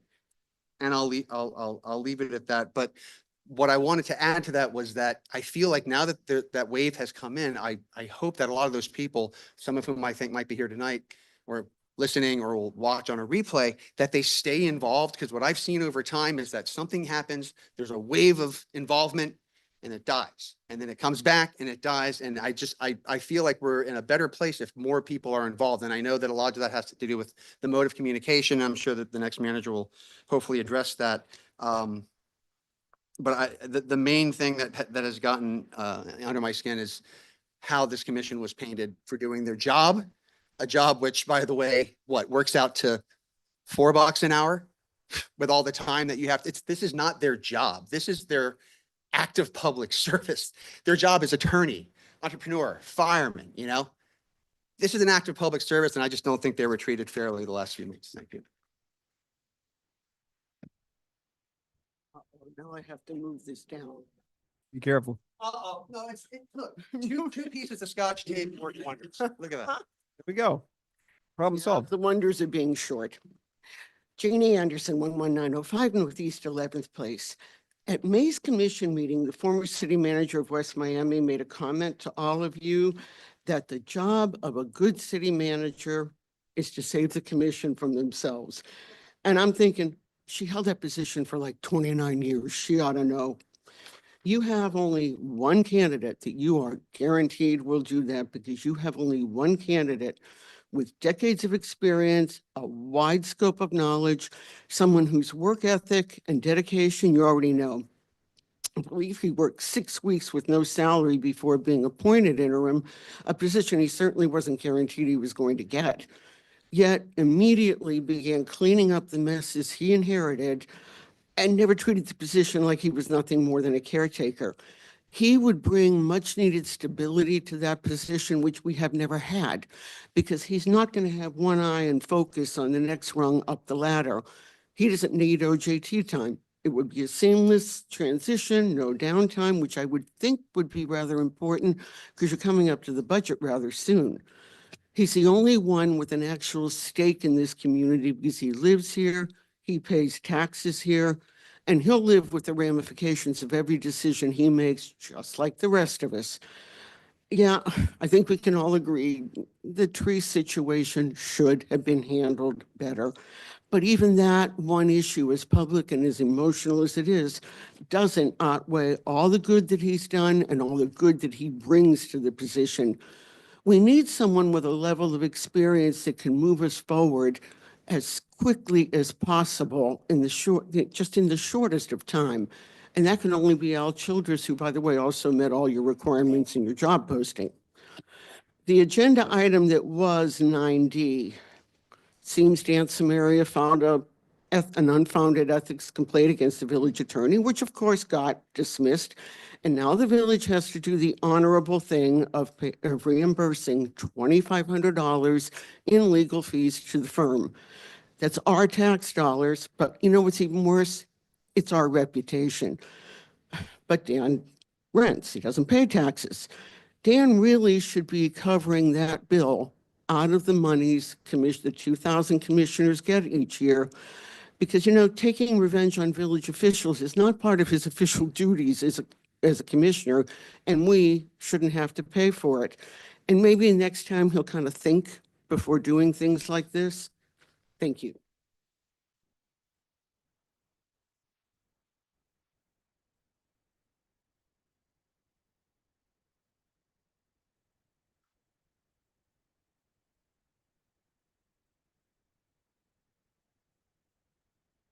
Bob Anderson, 11905 Northeast 11th Place. It's hard to follow up on the person in front of me. She basically said everything. Yes, Al Childers jumped right in as a volunteer because his knowledge on what it takes to run a city knew we didn't have somebody to go ahead and fill a hole. And if that hole isn't filled, there's certain time sensitive stuff that has to be taken care of, or we're going to get penalized. Most cities, a little bit larger, they usually have somebody that they can fill in. Unfortunately, we don't. So he jumped in, did the right thing. And because he's a resident, he knew he better be there quick. And he did it as a volunteer, which has already been brought up before. As far as the trees go, if you go on the west side on 119th Street of 6th Avenue, and you notice the streets are all torn up, pavement's all broken out. Take a look where all that broken out parts are. That's from the trees that are no longer there. So if we try to repave those roads, it wouldn't have lasted very long because those roots were coming out from those Australian pines. If you go ahead and cut those roots, you're just guaranteeing the Australian pine's going to topple over.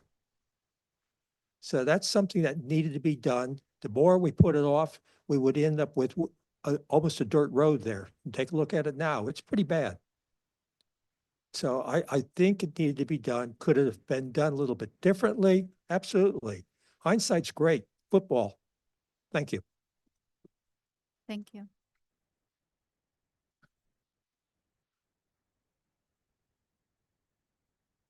Good evening, Solange Rousselot, 11660 Northeast 8th Avenue. I'm here to support Jordan Leonard. I've known him for many years. He's an amazing person. He's going to be a manager that is going to be reachable. He's going to pick up our calls himself. He's going to walk the streets. You're going to see him at the park talking to residents. What do we need? And that's the manager I want to have. I want to have someone that works for us, that when you go to town hall for any kind of thing, question that you have about your house or whatever, I want a knowledgeable staff. I want a friendly staff.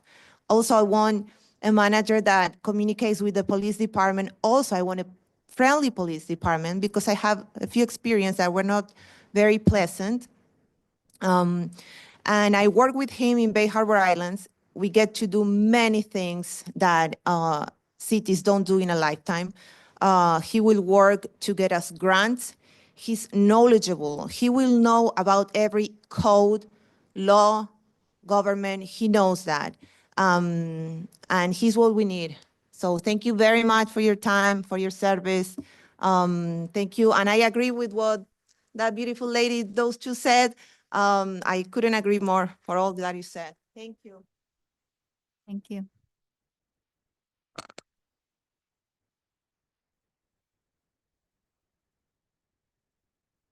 All right, good evening, everyone. Gage Hartung, 1029 Northeast 114th Street. I'm not going to touch this.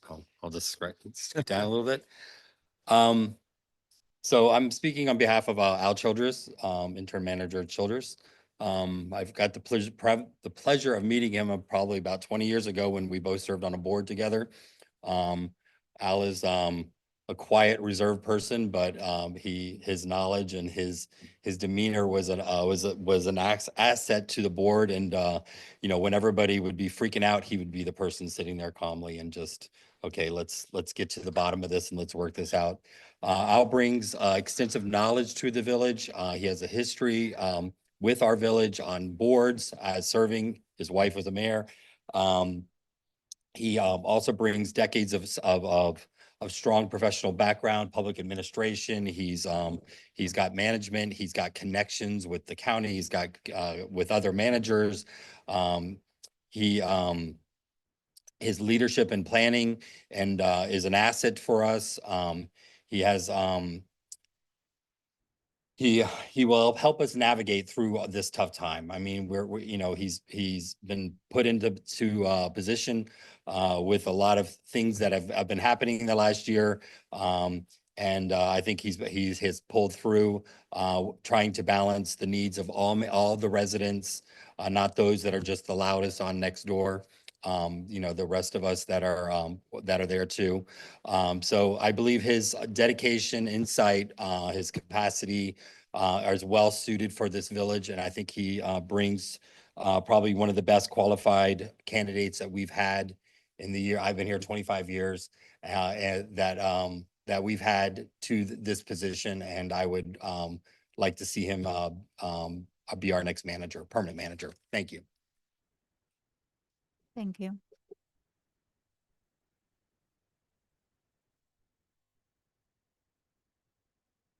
Careful. The Scotch tape worked. My name is Josh Rios, 9740 Northwest 75th Terrace, Doral. Good evening, Mayor and Commission. I serve as, my name is Josh Rios again. I serve as the assistant to the city manager of the city of Homestead, and I'm here to support my dear friend and colleague, Leo Cosio. Leo embodies the best in public service, a knowledgeable strategic leader who's passionate for the communities he serves and executes what he says he will do. I've witnessed firsthand these attributes in Leo and continue to strive in my career to emulate those same characteristics to succeed in my own career in public administration. Leo brings with him a plethora of experience, networks, and accomplishments that can compete with anyone even double his age. His energy and ability to build up those around him make him a catalyst to effectuate change and empower those to achieve their fullest potentials. I'm confident that if this commission places its full faith and trust in Leo, you will see real measurable change in Biscayne Park, and in time, witness the village's untapped potential to be realized as a model for the rest of Miami-Dade County. And by the way, as someone who graduated with a master's from UF, you can finish in July and get conferred your graduate degree in August. So thank you.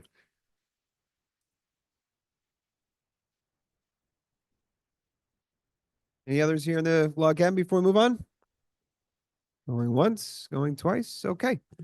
All right, thanks everyone. So we'll go ahead and we'll turn our attention to those on Zoom. If there's someone that would like to be heard on public comment in Zoom, please raise your hand and the clerk will ask to unmute. Please just our Zoom participants recognize that the same rules regulating public comment apply here. Being none? Going once? Going twice? Okay. Mr. Mayor?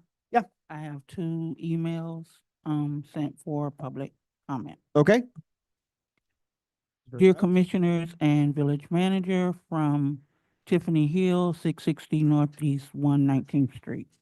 As one of the many concerned residents of Biscayne Park, I'm bringing to your attention again the persistent and ongoing issue of speeding throughout our neighborhood, particularly on Northeast 119th Street. Many of us enjoy walking with our children in strollers, walking our dogs, or jogging, but frequent speeding has made even these simple routines feel unsafe. We've seen too many vehicles driving well above the posted limits and going through stop signs, posing a risk to residents of all ages. I respectfully urge the village to revisit the implementation of enhanced traffic calming measures and develop a clear plan to address this issue with follow-through. In my opinion, speed bumps or humps would be one of the most effective solutions, as they require drivers to physically slow down. Some residents have even discussed the possibility of sourcing speed humps and coordinating installation through approved vendors. These may also be there may also be interest from community members or boards in contributing toward the cost, which we found to be relatively modest. More importantly, when it comes to the safety of our families and neighbors, there is no price too high. I fully understand there are procedures and legal considerations involved, and we ask that you help us prioritize safety and protect the peaceful, walkable nature of our neighborhood. As always, thank you for your attention and service to the neighborhood. The second one is from Rosalia Palomino, 943 Northeast 107th Street, Biscayne Park. I hope this message finds you well. I'm reaching out as a resident, mom, and nurse who deeply values our beautiful town of Biscayne Park. I am concerned, however, about excessive speeding on our residential streets. On Halloween 2024, my sister was struck by a car at the intersection of 100th Street and 9th Avenue. Thankfully, she was okay, but it was still a shocking and painful reminder that our streets are not as safe as they should be. Streets like 9th Avenue have become noticeably unsafe due to drivers exceeding speed limits and disregarding stop signs. And while our neighborhood has so much charm and potential, it is hard not to feel that our niche community is falling behind places like Miami Shores simply because we lack basic infrastructure like sidewalks and speed bumps on main roads like 9th Avenue, outside of just around the park.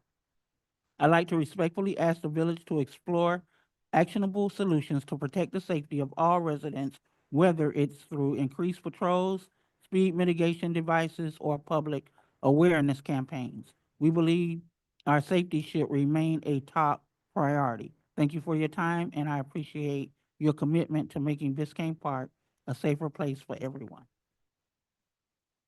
Thank you, Madam Clerk. All right, so we're concluded on public comment. We'll move on. Are there any specific commission replies to comments at this time? I have a couple, if you don't mind. Sure. First of all, thank you to everybody that took the time to email me, contact in any way a reference to tonight's voting. I just want to set the context, as you all know. Nobody better than the commission and the daily interactions we have to kind of provide this voting today. But every interaction you've all had and you've been able to share is it's in an effort helps with the decision, of course, but ultimately is the responsibility of the commission, and it is the most important job probably that we have. That has been a challenge with many managers we've had in my 2.5 years. Albert, it's my 4th. So we're here taking it seriously. Again, thank you for that. And I just wanted to touch base on safety concerns. I don't know if there is a status on the ILA specifically in the implementation of that, where we are. Traffic calming, it's been executed. Okay, so it's just waiting for us to do something about it. Yes. All right, so we are far into haven't had those discussions last year. We're in an action mode. I understand. I got feedback in terms of the speeding. It's not just a street. There's many areas. I think there's some efforts already in place with the police department. We just need to get to our projects and get started as to where do we spend the money to make those adjustments. So it's coming. Be patient, and hopefully we can keep you informed of this so that you understand the efforts that are behind on our side trying to make that happen. So thank you. All right, thanks, Commissioner. So if there's no more reply at this time, we'll go ahead and we'll move on to our reports. And we're just going to run down them as they're listed. Our first report is 8A. It's code. I think I saw Doreen here. Doreen's here. Is there anything specific you'd like to present to us, or is there any questions about the code report that we'd like to discuss before we move forward? Oops, sorry. No, okay. Any questions for, on the code report before we move on to the police department? No. Hearing none, okay. 8B is our police department report. I believe we have our acting chief here with us. Is there anything specific you'd like to address within the report, or are there any questions on the police report at this time? Excuse me, at this time? Can I ask a question, Captain Rosa? I Wanna- know they, Step up here for us. Thank you very much. do you have an update in regards to safety concerns? I know you have been brought up to the conversation. What would you say to those people that are asking for answers? Well, we have continued every measure possible to maintain the streets safe. On my report for this month, it reflects that we have actually, our numbers are in some instances, 5 times higher than any other year in the past, enforcing traffic enforcement and any other on arrests. We have about, I believe it's 150% more. Some of the numbers are astronomical. So that hasn't changed. I absolutely think that, that more can be done. And we're definitely planning ahead. We are soon to have some of the traffic officers start working inside the village a little bit more. And I know the focus has always been Northeast 6 and Griffin, but we continue to push to go ahead and enforce inside of the village. So it's in the works. Thank you. Can I just ask you quickly on that point? Are you the increase in the enforcement, are you referring here to the tables that are before us in 20? By example, I'm not gonna run through the whole thing, I promise. No problem. The traffic enforcement totals for uniform traffic citations in 2024 were 66. In 2025 so far, 2025, 322. That is correct. These are the measures we're talking about? Yes, sir. Okay. Yes, And sir. on the same point, speeding violations in 2024 was 10, and in 2025 so far, we have 58. Correct. Okay, just wanted to make sure that these were. the Yes, ones we're yeah, talking about. absolutely. Okay. Mhm. All right. Thanks very much. Are there any other questions on the police report? No? Thanks very much. No problem.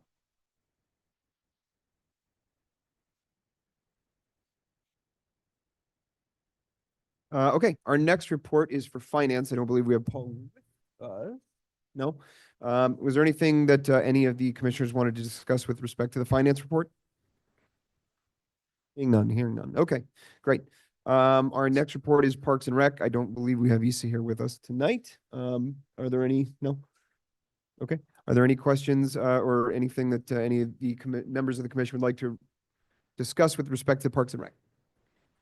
I do respects to the event for Pride Month coming up. I just wanted to get status. I did send an email, but I didn't get feedback as to where we are, if it's happening or not.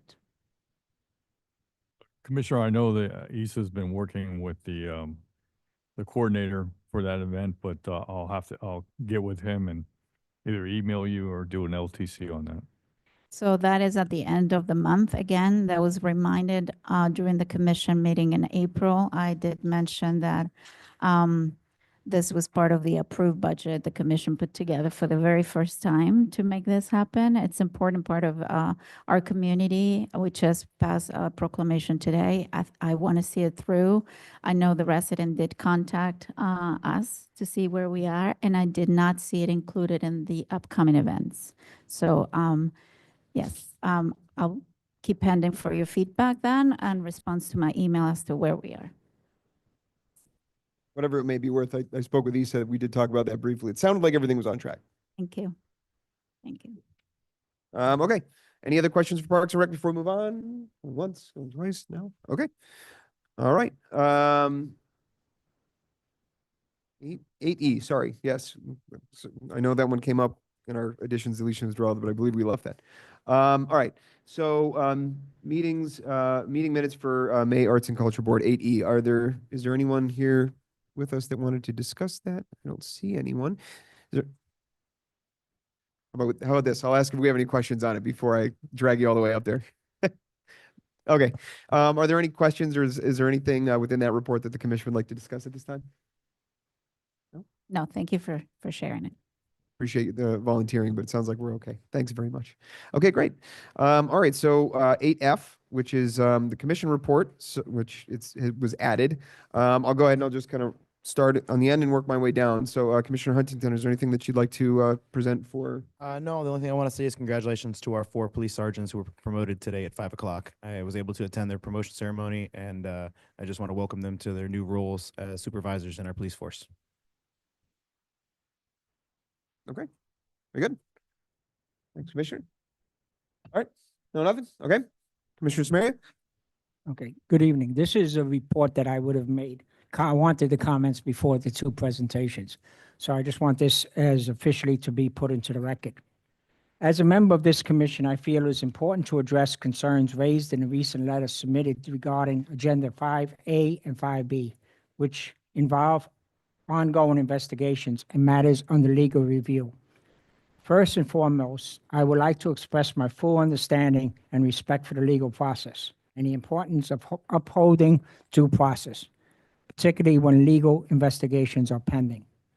As a public officials, it is our duty to ensure the integrity of the legal system remains intact, free from actions or statements that could compromise ongoing investigations or violate any party's rights to a fair process.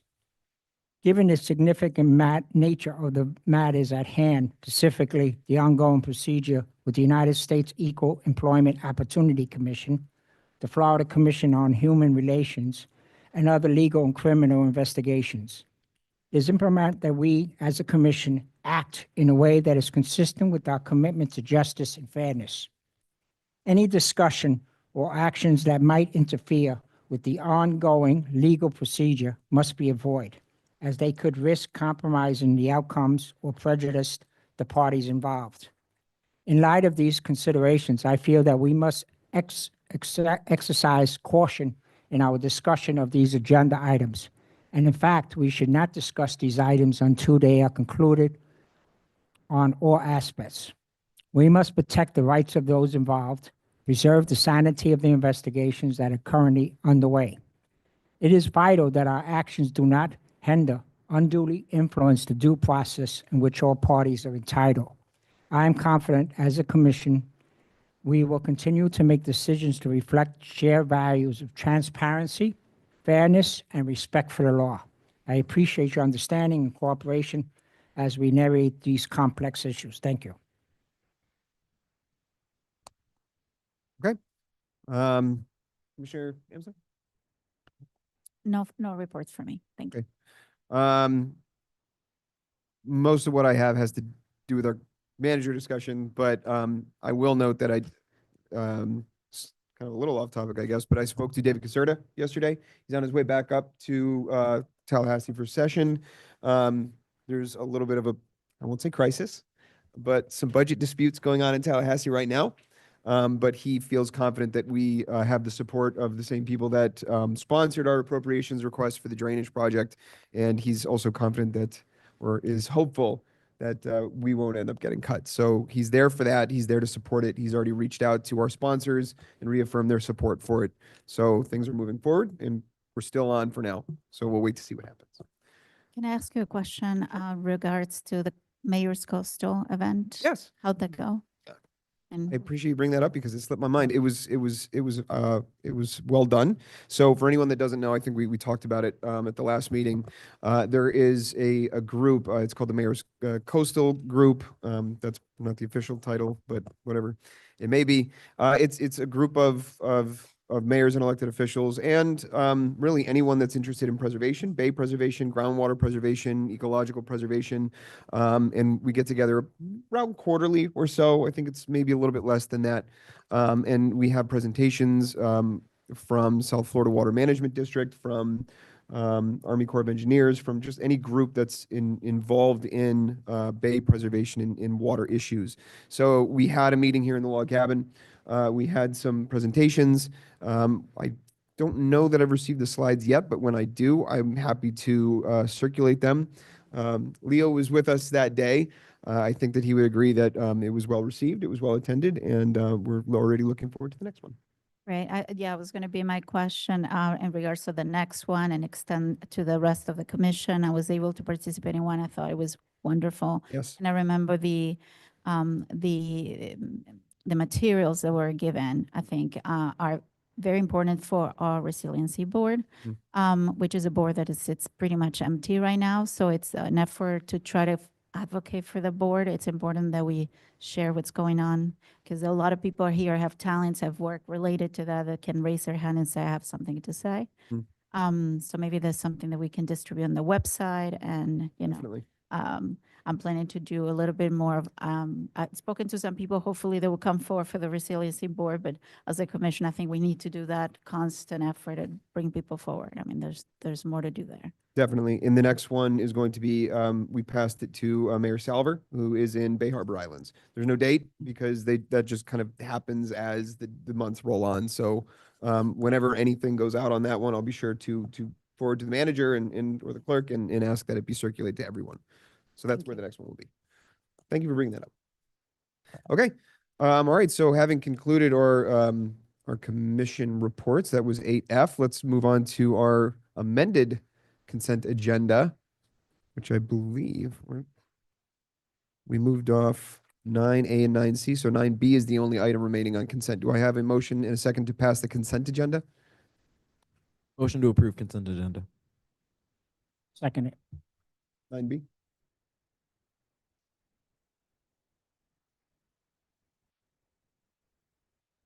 I thought that was pulled. We pulled, I have down that we pulled 9A and C. 9A was minutes for April 1, and 9C was the resolution approving legal fees. But the March minutes were pulled from the agenda, weren't they not? I think Okay. there was some confusion because there were different agendas being looked at. Okay, but March still on, that's what I had scratched for. Okay. That's fine. Okay, I think we had a motion and a second, so all in favor of passing consent? Aye. Aye, okay. All right, so some of those items were moved down, but what we had done was moved up 13B and C to immediately follow consent. 13B and C. I had pulled an item for, from the agenda. Are you going on that, on those? Ones, I'm sorry? I had pulled the item for the April minutes out of the consent agenda. Did you pull that out? We pulled that out, yes, Or but where is that sitting? where do we, that's not a resolution, so does that move down to discussion?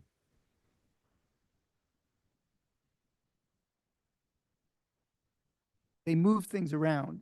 So where was Where do we approve those minutes now that they've been removed from 9A and consent? 9C, where they I moved? can provide feedback now if it's okay with everybody. It's a quick feedback. I mean, I think it's fine to take it now if everyone's all right with it. Okay, so I have two, I'll provide for the April agenda specifically. So we had, in the April agenda, we had 3 very extensive presentations. Let me give context of the feedback of the minutes. I'm not going to keep doing this. I mean, this is the role of the manager to supervise the minutes and just to make sure that in a way they capture what we discussed. We did agree on a format. This came from the vendor. We approved the format of the vendor. I specifically said, I think it captured everything. And in this, and I share this with Pamela, there's, names missing from the speakers of who comes forward and speak. I mean, that's important. We asked everybody to state their name and address. And it says male speaker, female speaker, and it says in support or no support, no context. Besides that, the presentations were quite extensive. There was a lot of back and forth that captured the discussions. And I just want to include, right now we just have the title. Key things that came out of that, there are agreements with vendors that we don't have a specifying contract. So unless we make sure there are in a way, and I understood because I spoke with Brad that the video serves as proof as well, but the minimum amount of information in the minutes, I think it should provide a description of what was discussed. Again, that came from the pro forma from the prior vendor that we hired. So April agenda presentations, 5A, Paul, our GMS finance director, provided a presentation on the financial processes of the village. I'm asking just to include the fact that this was an extension to the 30,000 additional dollars that we decided to spend, and he came forward making some commitments. One of them was the staff training, that staff's being trained and on an improved system that was going to go under GoGov features. The second was that we were going to eliminate the manual commission check sign-in with digital backup for transparency. So I'm concerned to see your checks in your desk. System enforce caps for purchases. So basically, the system wouldn't let you sign checks that go beyond the power of the purchasing power of the manager. And the new hires were going to come to oversight and see us through the budget planning, because it was quite hard. And he talked about 2 additional employees and hiring a budget analyst. All this stuff was not in the contract. And I checked with Paul, make sure I capture it correctly. I'm not putting him on the spot. He's like, yep, we're all good. I just want to make sure that's included on the record. And the second thing was in reference to the presentation that was given for strategic planning. I just want to say I expressed concerns that residents were not adequately informed of the meeting. And I questioned the alignment of the proposal that was presented against the CIP, which is part of what we approved in October as part of the fiscal. So those that are it. The rest was, I thought it was important to state that the village attorney had clarified that the presentation was informational only, and changes to the CIP would need to still come forward for approval from the commission. That was hours of talk, but I just thought this were in key reference for us to include in the agenda. Unless you have objections, that's it for me. I mean, I certainly don't. I don't have any objections. So I guess the question would be then, do you want to provide that to the clerk, and then the clerk, Madam Clerk, you can put that back on the agenda for approval for I'll the next send it. regular meeting? Because you guys have adopted summary minutes and not verbatim. This is I not don't know, verbatim, right? But I don't know what discussion you want to see and don't see. So again, I can't- Pamela, we talked about it. We gave I feedback. explained to you, Commissioner, when we talked about it. Yeah. First of all, you want your minutes in the next meeting. This month, I've dealt with the auditor, onboarding, offboarding, and employee. I can't do an extensive amount of information in the minutes. The summary. No, and that summary came from the previous, again, I'm going to let you talk to the manager. It was, we went through that. We approved a format. We talked about it. Right now, we just have a title. There is nothing that describes what the discussion. It was hours of discussion. So for me, just including those commitments from the When you do vendor, summary minutes are what you do and not what you say. that's not what it says. If you look in Robert's rules, if you look in any format for minutes, summary minutes are what you do, your actions, and not your discussions. Because I can't capture, I don't know what Commissioner Huntington is concerned about being in the minutes that he said. I don't know what the mayor actually wants that he said, because it's not what you say, it's what you do. And that's how minutes are done. Yeah. So And the vendor has time to do only the minutes. I don't have that, that luxury. And believe me, I don't minimize what you do. I'm sure you have a million things on your plate. Again, I'm going to leave you to talk to the manager about this. He can provide you the feedback he expects to see. My question to you is, are you happy with what you're seeing? Again, this is not the first time we talk about this. It's for you guys to talk and sort of align it. I just wanted, again, for the record, those were important things, contractual things that we're going to ask for the vendors to come forward. That's it. Thank you. Okay. So as far as form and substance, I think that's a different conversation. But what's before us right now, so we can make progress and move on, is the addition of Commissioner Amsler's edits to those minutes. And then we will have, I guess, the clerk can bring those minutes back to us on a separate agenda item, at another meeting, with the additions that Commissioner Amsler would like to see. So do we have a consensus on that item? Yeah, please. Since it's pulled from consensus, no longer consensus, so it's a motion second. Got it. Thank you very much. Do we have a motion on what Commissioner Amsler has presented to us? It would be a motion to approve as amended. I don't need to see it back unless, you know what I'm saying? This would be it. Okay. Brad, are we able to do that? All I heard was motion to approve as amended. Yes. Basically, to approve the minutes with the additions, Provide your comments to the Yeah. Madam Clerk.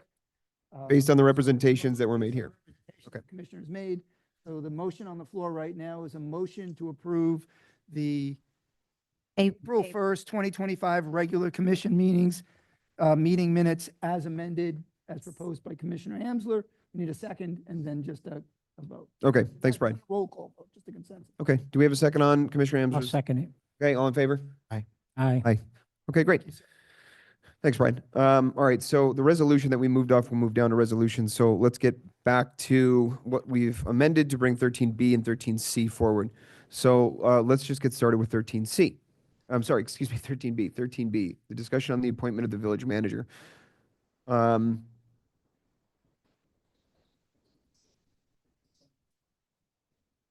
Yeah, all right. So it's a motion to approve 13C to appoint Commissioner Samaria as the vice mayor because it's a rotational position, correct? It's not even a motion. It's just essentially announced. It's done by automatic operation. Okay. That's why I was surprised that you. Well, it's there so that it can be recorded that there's something in writing and recorded that you are now taking over the vice mayor. So Okay. Can I just ask a question? I thought it was by ordinance and the process and procedures that we have. Are you sure it's just? There's nothing, if you read the way the ordinance reads, it's essentially happens automatically, just by virtue of the date. So by the June meeting and then the December meeting, the vice mayor position changes. Sorry, I want to make sure I'm talking to my mic. So that, and it's done by alphabetical order. So there's no need for a resolution. There's really no action by the commission. It's just on the agenda so that there is a. We're aware of it. There's a note, it's noticed. It's been noticed that this, correct. I understand. Vice mayor's Okay. changed from So no action. Vice Mayor Gonzalez to Vice Mayor. Got it. Mayor. Okay. 13B again? So 13C. Before we close that item, I'll make a very brief statement. Yeah. That I understand and the commission understands that we're going off Commissioner Kennedy's last name and Kennedy would then follow Samaria. But if you read the ordinance, it goes alphabetical and it says that when a commissioner leaves his seat, that the commissioner that coming in, taking the seat will finish the term as vice mayor. That is Gonzalez, G, H would follow. I'm not trying to claim that I should be vice mayor. I'm just saying that if you read the ordinance, it doesn't spell that out clearly. And I think that's a point we should maybe clear up sometime in the future. Just Okay. bring it up to everyone's attention. I read it. I was like, wait a minute, Gonzalez, H, is it me? Is it Samaria? I'm confused. Oh, Kennedy. I understand now. We could be more clear. We should fix that. Okay, point well taken. Brad, maybe we could take a look at that, if you wouldn't mind, in the interim before we move on to our next agenda meeting in July. You want me to present some suggestions? Are we comfortable with Brad presenting suggestions for discussion? Yes, I think so. I think as a You could discussion. prevent. Recent history says that ordinance should be a discussion item, so I think. That's why I'm asking. Yeah, I'm asking for okay. direction. I can bring it as a discussion item. We can talk about it. I know Commissioner Huntington and I spoke about it earlier today. Okay. I'll see if there's a way, if there's a suggestion to clean it up. Perfect. Brad, thank you. All right, so Vice Mayor Samaria assumes the position. So that takes care of 13C. So let's come on back to 13B, which is our discussion on the appointment of village manager. All right, so pretty self-explanatory on our item here. This is a discussion item for the commission to talk about our impressions and our understandings of the candidates. As far as order and procedure of how this goes, I think the way that we've done in the past is simply someone will present a motion to elevate one of the candidates. And if there's a second on that motion to move one of those candidates forward, then we would vote on that. If there's something that each of the commissioners would like to say before we do that, I'm certainly happy to hear that. But otherwise, I would just open the floor to any motion that any of the commissioners would like to make with respect to any of the candidates. But if we want to talk about it first, generally, I'm happy to do that as well. Does anyone wish to kind of generally make comments about this process, or do we just want to move forward? I think what we said last time is that we were going to have a discussion about it, right? Okay. And I don't know if we agree to, Brad can guide us as to there is no process. We are the process of deciding it, right? Correct. You can open with discussion. which can lead to a motion and a second and a vote. Or somebody can make a motion, a second, and then have discussion. And then if that vote dies or it passes, then you selected your manager. If that vote dies, or either by vote or by not having a second, then you move to another motion. Okay. It's really up to you how you. So then, why don't we go ahead and open the floor for discussion of the commission then, and allow everyone to kind of express their thoughts. And not planning on starting with anyone specific, but floor is open. I'll go first. Okay. Okay, so as I went through this, put my thoughts together, I really just kind of, wanted to welcome us to selecting the 8th manager for the Village of Biscayne Park. We started a manager form of government in 2006. So 19 years, we've had 7 managers. Tonight, we'll be selecting our 8th. That also means that we've had 8 interim managers. At the average tenure of an interim manager is being 6 months. That means we've wasted 4 years of that 19 years searching for a village manager.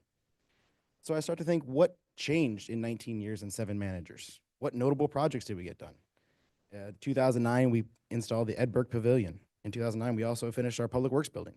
We completed some drainage in 2010. We added shades to the tot lot. In 2015, our most notable project in those 19 years, we completed our new city hall and renovated this structure.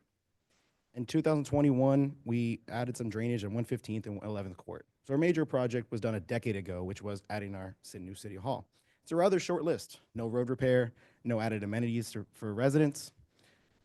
Why not? What makes us different? Did we grow? No, we didn't grow.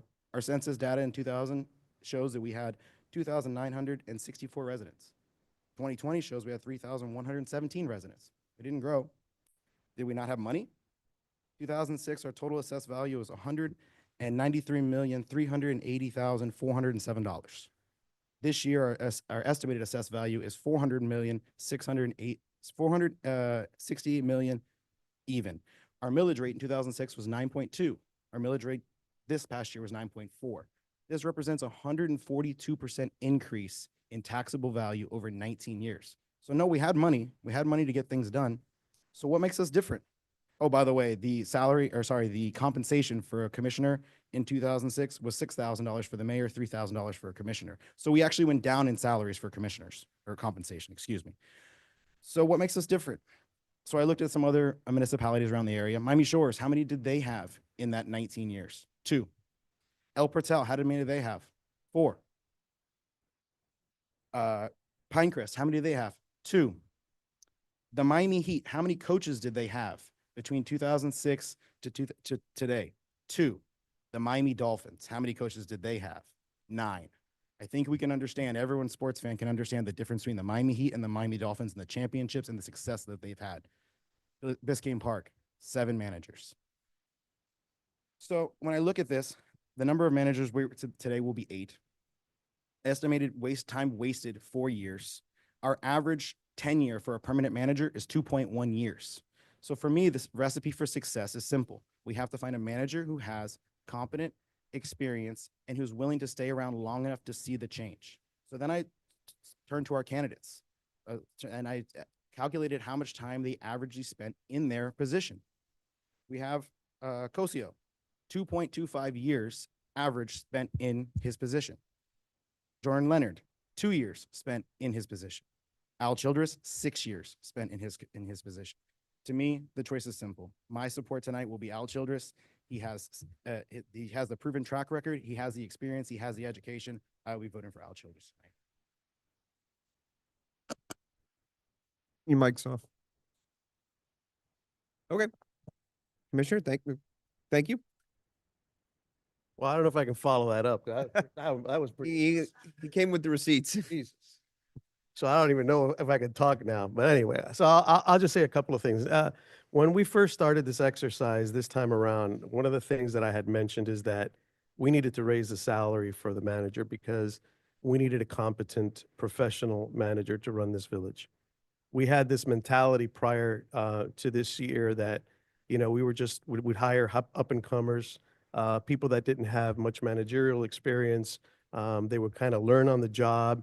We've had some luck in the past, And then we've had not too much luck in the past, right? So it's been a 50-50 kind of situation where we've hired some new up and comers that did a pretty good job, but they had a big learning curve.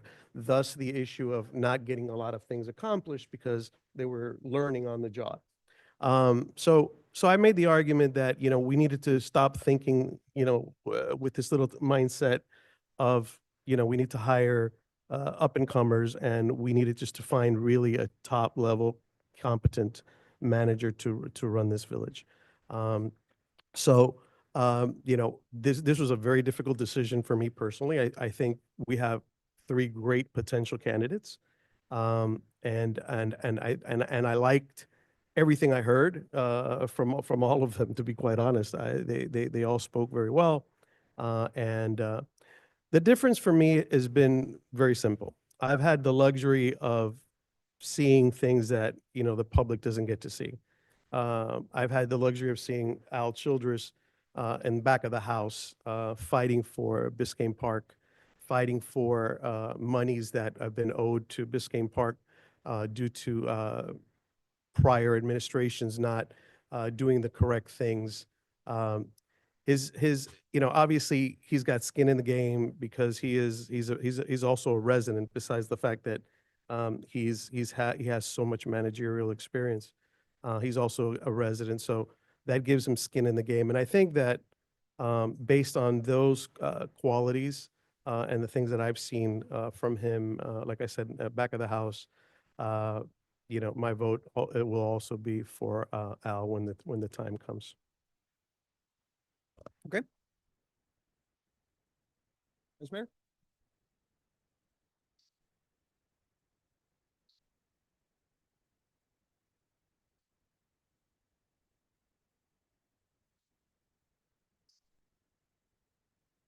Wonderful. We're going to be facing some major issues, and I think keeping Mr. Childress on is going to cause us a problem in the future. So he's definitely not my choice. I think with Costello, Casio, I always told him, please forgive me for saying it wrong, is that his recommendations that he's get, former city manager, the mayor of, and the city manager where he works presently now recommended him. And Mr. Leonard, I think, is well qualified. So if any of those 2 candidates get in, I would have no problem with it. So I'm more leaving for Costello right now at this point, but that can change as we get down to the votes.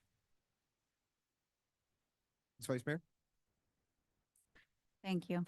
So I never actually understood what you were saying the wrong name. Which are your votes to who? Okay.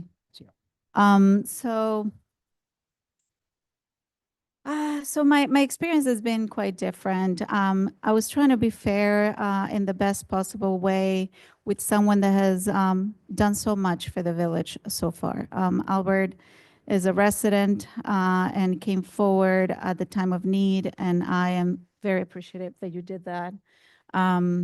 Came forward with not taking pay, and then as an interim, and then turned into the interim manager, and now applying for the permanent position. But for that, I'm tremendously helpful. I think that the fact that you have all those years of experience for me gave me the hope that we were in the track that I think you both described at the beginning. It's just sort of looking out of the light at the end of the tunnel.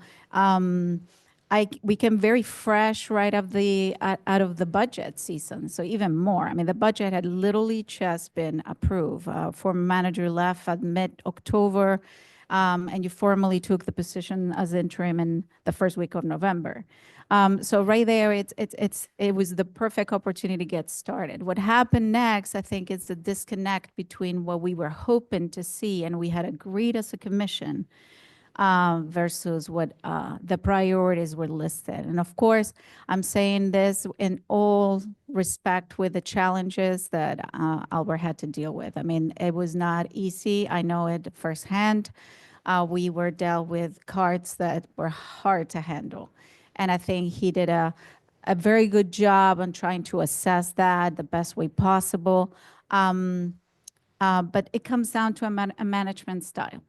That's what it is. And I've been very open to share my perspective with him, so this is not news to him. We don't see eye to eye. And I think the main thing here is that I really haven't felt heard.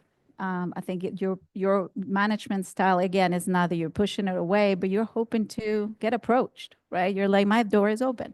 I'm just really, what attracted me, what I've heard from the other candidates, is the fact that there is this willingness to really get involved and to understand that what we all need to do. For me, the disconnect again comes from the perspective of the bottom line budget, just grabbing the CIP and running. And instead, here we are, it's been 8 months, we're still having conversations about an investigation. And again, investigation's open, anybody could have, I wouldn't have put this in the agenda today, but had I've had the opportunity to be asked, that would have been my feedback. So I want someone that connects with me, that connects with each one of us, that has the ability to connect us. There is a huge disconnect that the only thing that's doing, it's not adding to what's coming next. And it respects, it just puts into where do we need to focus? Well, we all need to agree that openly. We did that. I felt that was CIP. The next opportunity to talk about budgets was during the strategic planning session. The strategic planning session was supposed to bring us together with priorities. And the promise was we were going to look into the budget of the first year. Because I've raised my concerns. You know, we did this. Why are we doing this again? We're paying a vendor. We just paid another one. So the feedback was we're going to put monies behind the first now this year. And instead we had a 3-year plan and we still have no monies. And I know that's coming. But hearing the contractor present this to us instead of you owning it, felt very disconnected. I was hoping you came forward very clear as to where we are with the money that the CIP has left to, with all the changes and stuff you have, and say, listen, I can't even commit to that. Instead, it was a list that wasn't very specific in numbers. So I can't thank you enough for what you've done. You did not have it easy. I just think there is a big difference in terms of style management that I want the village to be represented by. And particularly, you know, and I'm going to be harsh on this because I have to. I've had given straight direction as to what I was expected to see happen with the Australia Pine and situation, and that as a commission we move forward, and that was not perceived the way. You know, asking for an organization to go and check those trees. I'm not going to go into that again. But when I put that feedback, I think that the strongest sense of when I say disconnect was the lack of accountability. Not one saying, you know, we could have done it better. I would have done this differently. We need to approach in a different way. It was just silence. And you had people here crying, really talking about how that matters. And you know, we have, if you go into our values, I can tell you so much connected of explaining what type of profile has to happen, the person to reconcile with wildlife and why it matters beyond the fact that we're a bird sanctuary. I didn't feel that you connected with those values. And so I did a fair evaluation. I know it's not part of a contract. For me, this was this, by the way, and I share with Mr. Lenar, I shared with Mr. Cosio. I said, are you ready to know what we're going to hold you accountable for? This is the format of the ICMA, right? I know it's the same one that Key West used. So it's our way to say what matters when we evaluate. So it's very objective. I put my notes here. They're open for you to look at them, not that you asked, but I felt this was the right approach into making a fair evaluation. So right now I have great respect for your presentation, Mr. Lerner. Thank you for coming forward. Thank you, Mr. Cosio, for holding on. We've had several meetings and several discussions. It is such a tough job to come here and try to predict what's going to happen. I think I told you this again. If we change from Albert, which is where the direction I'm going through, you know, I'm not supporting Albert. I'm supporting one of the two of you. That will be my 5th manager between interim and permanent. So things are not getting done. So when David, when you write an email about communications or, about the drains, it's hyper frustrating. When we talk about traffic being an issue and people trying to put together something in, when is this being we have money in there. Communications at $35,000 we're sitting in the CIP since 2024. So it's and then, we go hands to hand, things doesn't happen. So what to do next, it's really about coming down to the recommendations you've gathered. I have an idea of a process I also wanted to share with you regardless of who we move forward. I did ask Mr. Bradley here to do a follow through with our firm that did the brochure in terms of background checks. So what would be one thing I've said this before, but in the context, I'm going to repeat it. I was for the idea of spending $30,000 for a company doing the whole research. I would have spent the money. It's a lot of money, yes, but it's a big job. And as you probably in history tells, and you put it very eloquently, we suck at it. I'm sorry, we're not good at it. We have firms that do that job. We didn't agree to that, a lot of money, but there is a la carte services. The company did the brochure, and next we could hire this company to do a background check, and the background check is quite extensive. I would ask if you don't mind, Bradley, just to give us the description of what includes. At the most, it spends $1,700 per individual that we would like to do that. Again, I bring it because it's not easy. We just hire someone, and we did the basics background check, and here we are. We're dealing with legal matters and money spent all directions that are not, again, in the CIP. That was a hope. So that prefaces my discussion points. And again, I think wonderful candidates, both of you. I've had nothing but amazing support for both. Leo, you're young, you're an up-and-comer. You have been very well recommended across the board, very well connected so far, and the spirit is that you will continue to do that wherever you go. And Mr. Leonard, I think I was very straightforward in my questions. I always wonder what the transition is going to be from politics to the administration side. You have administration side experience, and for that matter, I'm inclined to vote for you today. But again, this was part of a decision that we all make together. And one thing I was hoping we don't get to is this division, because whoever comes next needs to have the support of the whole commission. You may not absolutely like the style or, not agree 100%, but if you're contemplating about maybe a second person that could do this is the opportunity to talk about it. I have never felt more division since I started than now. And again, I feel I was a little bit on the sidelines, but it's what I want to prevent. I rather we all hire someone we feel comfortable on.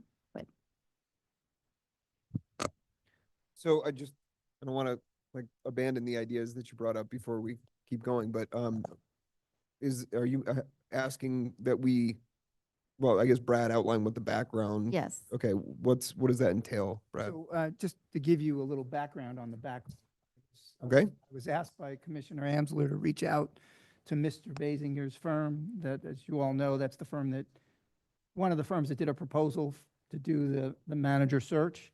And then I was asked for them to reapproach them for an a la carte for them to do your manager brochure. Commissioner Amsler asked me to reach out to them and find out if they were willing to do a background investigation into the 3 finalists, and if so, what the cost was. So I did reach out to them at the commissioner's behest, and their response was basically, as the commissioner said, it would be, the maximum cost would be $1,750 per candidate. However, depending if they have already done a background for one of the potential candidates previously, the cost may go down depending on how much detail and how long ago they did it, because then they would just have to update it as opposed to starting from scratch. So that would be the maximum for each. What they described their background check to be, and I'll try to go over it quickly. There's a reference check. in which they don't necessarily accept the candidate's supplied list of references. What they'll do is they'll ask the candidate to provide the name and contact numbers from any elected officials on the candidate's current commission, council, or board, if they exist, to additional elected officials who the candidate has worked with, the city or county attorney that they've worked with, the partner in charge for an accounting firm conducting an annual audit of that jurisdiction that they've previously worked with, executive director for a local chamber of commerce within that jurisdiction, and 2 community partners, and at least 1 reporter from a newspaper that covers that government entity. They'll also ask for 2 colleagues and of other city or county managers who know the candidate's work, 2 subordinate employees who reported directly to that candidate, the human resource director from that jurisdiction, and 2 individuals who are not on that list as well. And they will interview. Their goal is to reach out and prepare references from about 8 to 12 individuals with regards to the candidates. And obviously that would be put into a final report that would be submitted to the commission.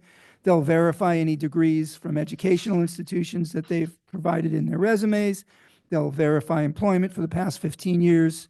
And then they'll conduct a criminal records check using a national database and also a state database for each state that they've worked, that candidate has worked in the last 15 years. They'll use both county databases that worked, and they've looking for items such as drug convictions in the county databases, which are not statewide or sometimes are not on the national database either. They'll do a civil records and federal records search. They do a civil record search at the county level for each county where the individual had worked for the last 15 years, which they claim that this, based on their experience, has revealed items that can be embarrassing for the candidates if they turn up. Sometimes they turn up after the candidate is hired. They'll do credit reports. They've claimed that they've found through credit reports that sometimes the candidates can't manage their own money, which may make an issue with them managing, obviously, municipal dollars. They'll do bankruptcy reports.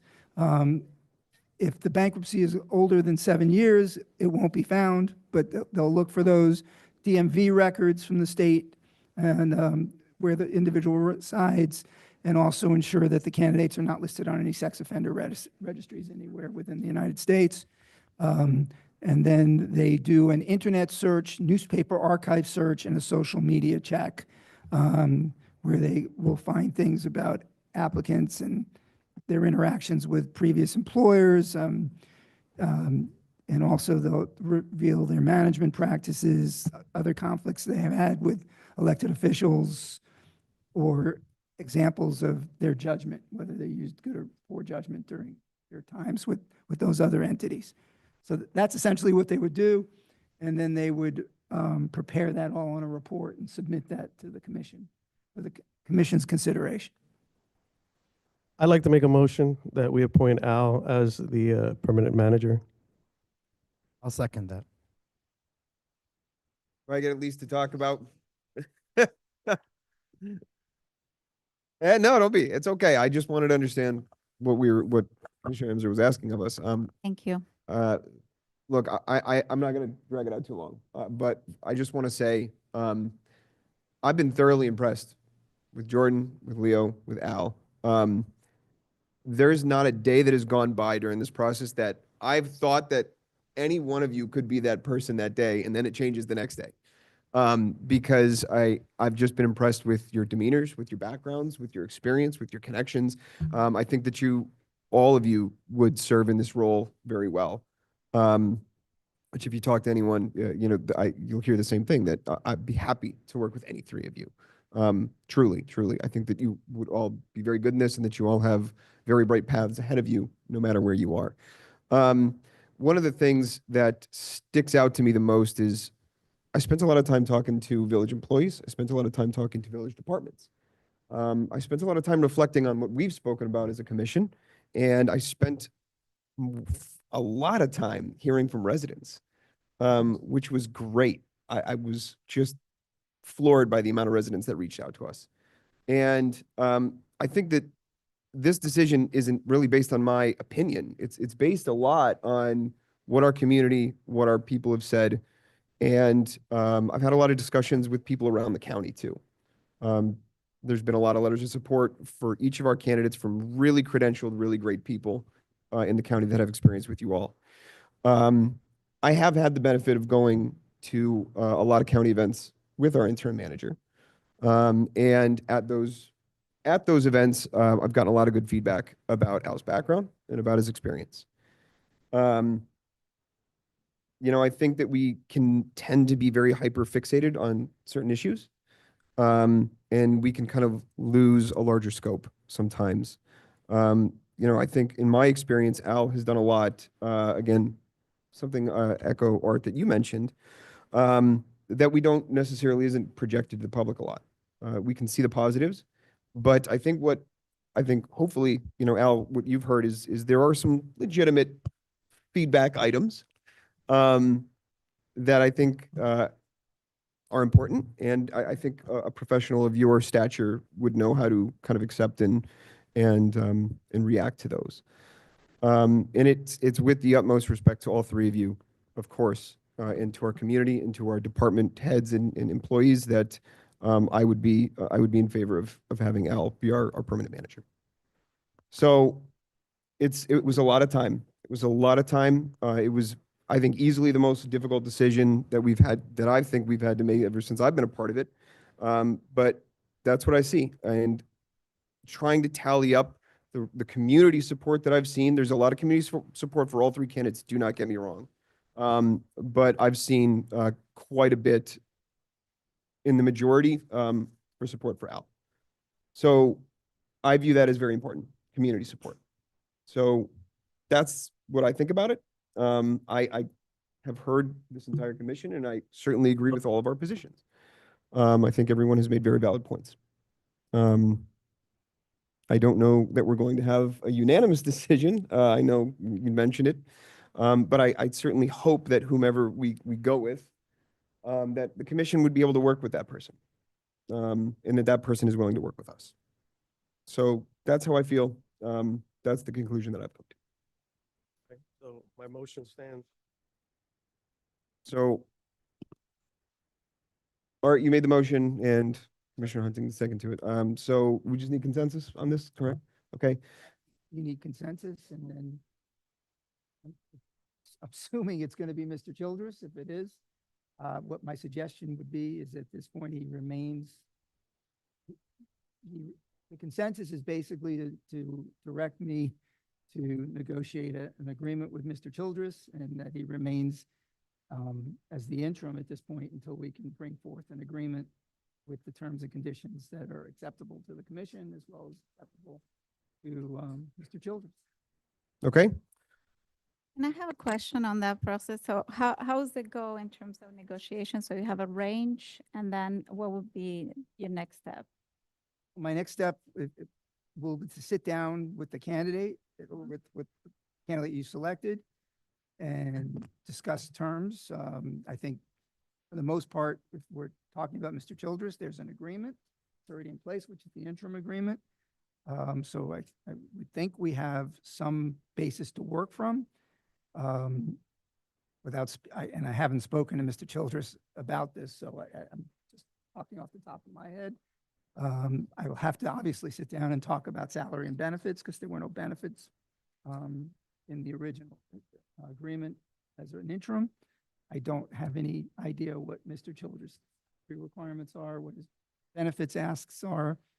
I know what the brochure said with regards to a salary range, and I will attempt to negotiate the best deal that I can negotiate on behalf for the village. If Mr. Childress and I can't work out the terms, then what we'll do is come before the commission with an agreement which essentially lays out what we've agreed to and what we're not agreeing to. And then ultimately it'll be the commission's decision as to how to work those terms out. So at some point, if there's no, I guess the best way to put it, if there's no agreement between Mr.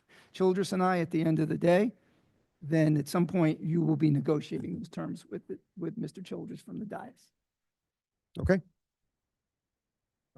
So Well, yeah, but the motion pending will ask that that Brad do those things that you've just outlined for us.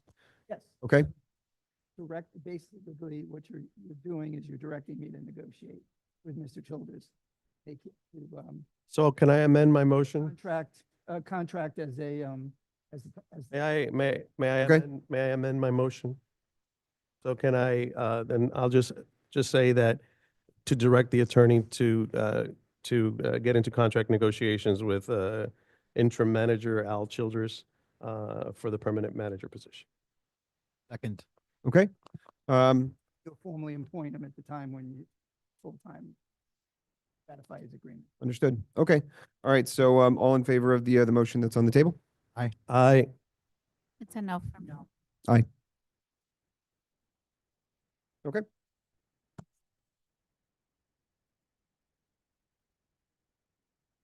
Thank you for the Great, thank you. candidates as well for coming. Thank you so much.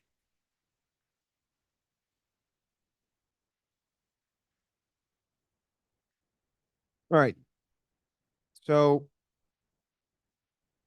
that concludes items 13B and C.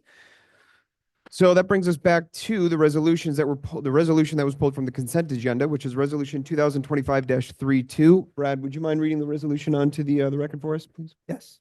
A resolution of the Village Commission of the Village of Biscayne Park, Florida, approving the payment of $2,500 to the law firm of Neighbors Giblin and Nickerson, PA, for reimbursement for legal services performed by the law offices of Larry S. Davis, PA, relating to the representation of Bradley H. Weissman in his capacity as village attorney, authorizing the city manager to do all things necessary in furtherance of this resolution and providing for an effective date. Okay, thanks, Brad. All right, do I have a motion and second to move the resolution to discussion? Motion to move to discussion. Second. Okay, so let's move to discussion here. Can you remind me, who was it that pulled this from the consent? It was me. It was me. Oh, go ahead, Ryan, or Commissioner. So obviously, this is a an unneeded expense. This was an unexpected expense, and to me, this is rather alarming that unsubstantiated claims, unsupported claims could be almost used as a personal vendetta, and now we've wasted $2,500. And I really caution the commission to think about that and think about how that could have been used towards trees, and I would much rather spend $2,500 on some trees. I actually did the math. 6 trees. Could have bought 6 trees. We've been at 32 instead of 38. I would rather spend this money on trees.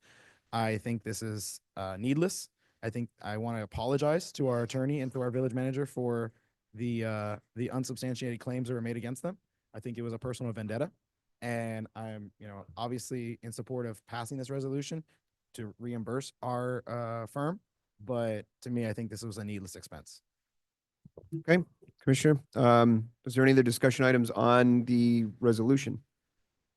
I'm just gonna shadow what you just said. I couldn't agree more. I mean, this is something to be very careful with. At the beginning, I think, when I was hearing your commissioner report, you talked about holding, just, being accountable. You mentioned something about accountability, and we are accountable for our words here. They have weight, and in this case, it cost us $2,500 to the village. There was no need for that. Apparently, I mean, there was a resolution. There was no need for that. So that's unfortunate. And we have to be careful. And as a commissioner, we have to be careful what we say. And I'm not happy we're paying this. I mean, what else? But I don't agree with you taking out of the commissioner taking out of his pocket. But in essence, we can't keep spending money like this. It has no purpose or business for the village whatsoever. Mr. Mayor, may I just make one point? Because I Sure. promised previously to at least clear something up. And Okay. I'll be very brief. So there's been an allegation that I removed myself from the investigations into the manager and his hostile work environment, the claim that was brought against the manager for hostile work environment, and the Mr. Navarro Steele investigation that you've heard about earlier today. I did not remove myself because I believe there was any conflict of interest whatsoever. I removed myself when I learned that Commissioner Samaria had filed this complaint with the Miami-Dade Ethics Commission. And it relates to the procurement of those investigators to conduct those investigations. And in talking with and in talking with attorneys in my firm, talking with both the state and Miami-Dade Ethics Commission, as well as the Florida Bar, the general conclusion was that I should remove myself from those investigations so they're not tainted by what ultimately was an allegation that was dismissed by the Miami-Dade Commission on Ethics. So at no time did I ever believe that I had any conflict of interest, and that a conflict of interest is premised on a very faulty premise here, is that I had some desire as to how the outcome of those investigations were to take place.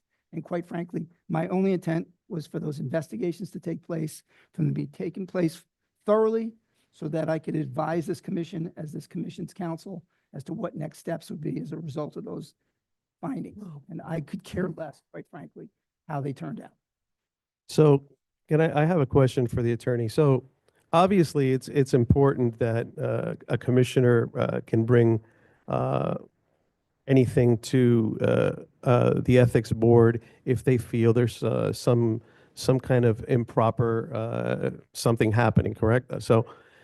So my question is very simple, and that's fine and dandy. My question is, if the ethic board finds it unsubstantiated, right, and this is brought to them, and it ends up costing us money, why does it end up costing us money? Shouldn't the commissioner pay for that? Well, you're asking me legally, there's no provision in your code that would permit or that requires the commission to pay for this. You have a, and I think I referenced it, if I remember, in the resolution. I may not have actually, but about a year ago, when Mr. Truitt was the manager, you had passed an ordinance which essentially allowed for village employees and village officials to be compensated and made whole if either lawsuits or administrative actions were brought against them in the course and scope of their employment. And that ordinance was passed by you all. And you generally have insurance coverage that would cover that and provide counsel. Unfortunately, because I'm an outside vendor, or the firm is, that your insurance carrier would not cover my position and the allegations that were brought against me. So in this circumstance, basically what we're asking is the village to do what the village would normally do if it was Mr. Childress or the Parks and Rec director or any other employee in the village. So I have no problem paying this if the allegations were founded. But if the allegations were unfounded and the ethic board doesn't find anything there, then I don't see why we should pay this. Is it in our purview to say we don't want to pay this, and it should be the person that actually brought the allegations? If they were, well, let me just clarify something. If the ethics board or whatever administrative agency or the court were to find that there was a violation, or in this case that I did violate the Miami-Dade Code of Ethics, then we wouldn't be here and you would not be responsible for paying any legal fees, even if it was an employee. Oh, okay. So it's the fact that they made a determination that there was no basis for the complaint is why we're coming forward. The ordinance would trigger for employees and officials, and that's why we're making that request. If they would have found otherwise, I wouldn't be here asking for this. Got it. So again, is it in our purview to say we don't want to pay for this? Yeah, this is within your discretion. There's no law, there's no ordinance that requires you to reimburse the firm for what the cost was. Okay. Please. No, well, Yes, please. I stand before you today to address recent comments made regarding ethics complaint I filed against the village attorney. While I understand the nature of such complaints can be difficult, I must make it absolutely clear that I will not engage in further discussion on this matter in the public format. There are ongoing investigations into these issues, and as public officials, we have a duty to respect the integrity of these procedures. There are complaints in legal matter currently under review by the appropriate oversight bodies, and I will not interfere with or prejudice the outcomes of these investigations. It is imperative that due process allowed to be run its course without actions that could undermine or complicate the process. Let me be clear. My decision to report any concerns to the Florida Ethics Commission is no way personal. It is simply part of my responsibility to ensure transparency, accountability, and the ethical conduct of all public officials. As a commissioner, my role is to protect the integrity of the commission and to ensure that we operate in compliance with both the law and ethical standards. At this time, I will not discuss any comments, further matters that are currently under investigation, and there is an investigation still going. It is critical that we respect the legal process that allows the authorities to carry out their work without interference.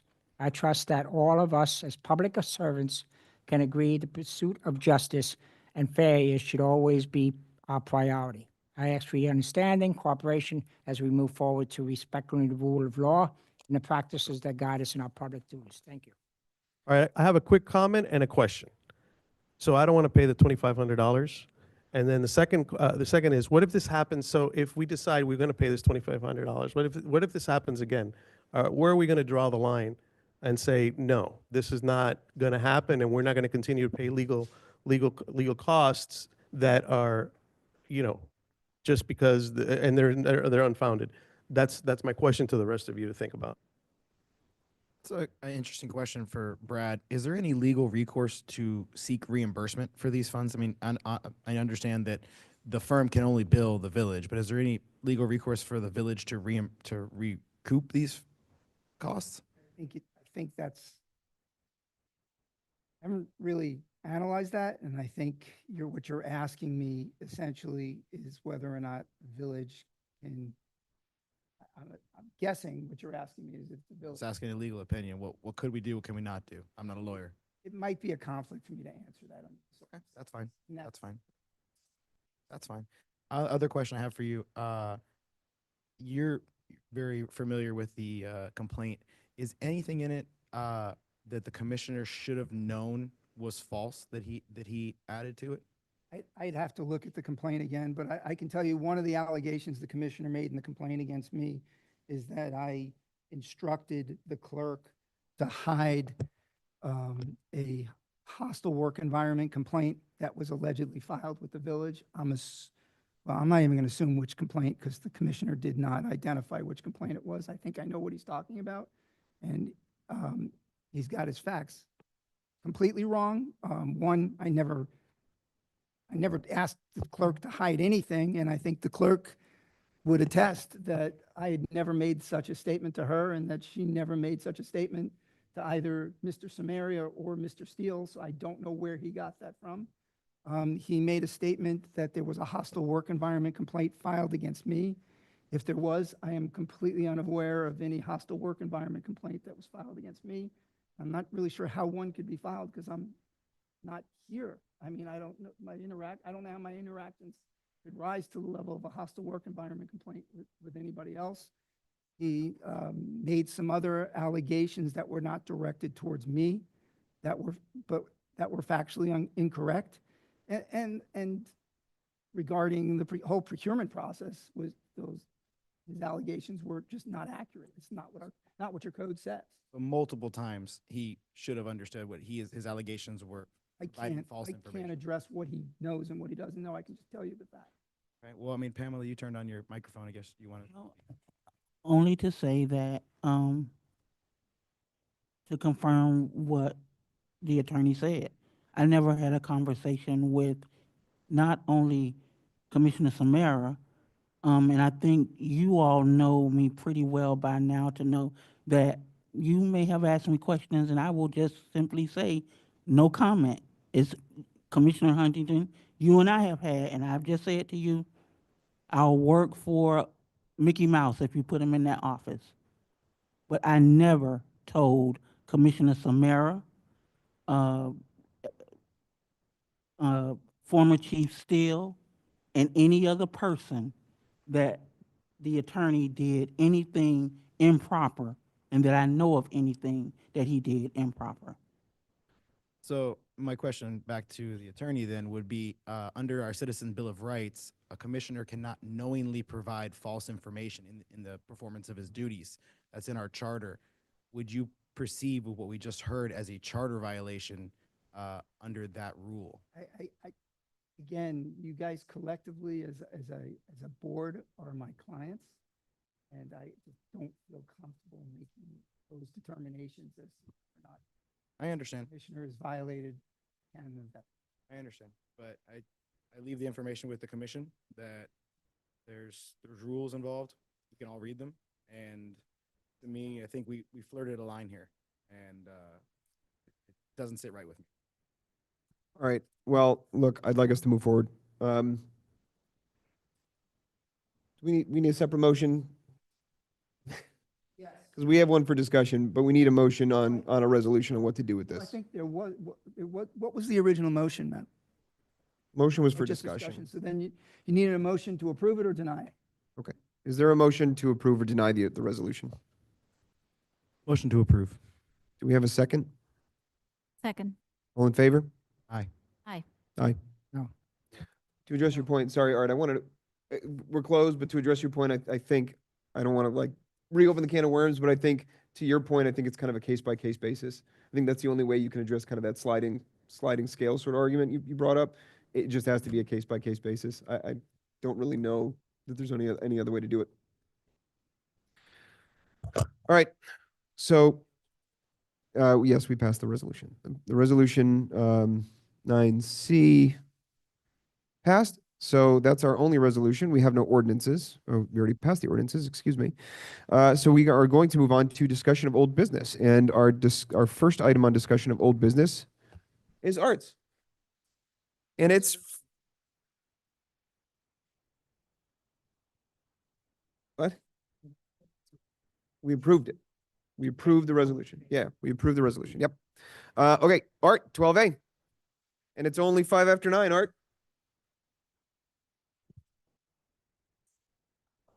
Your mic's off, sorry.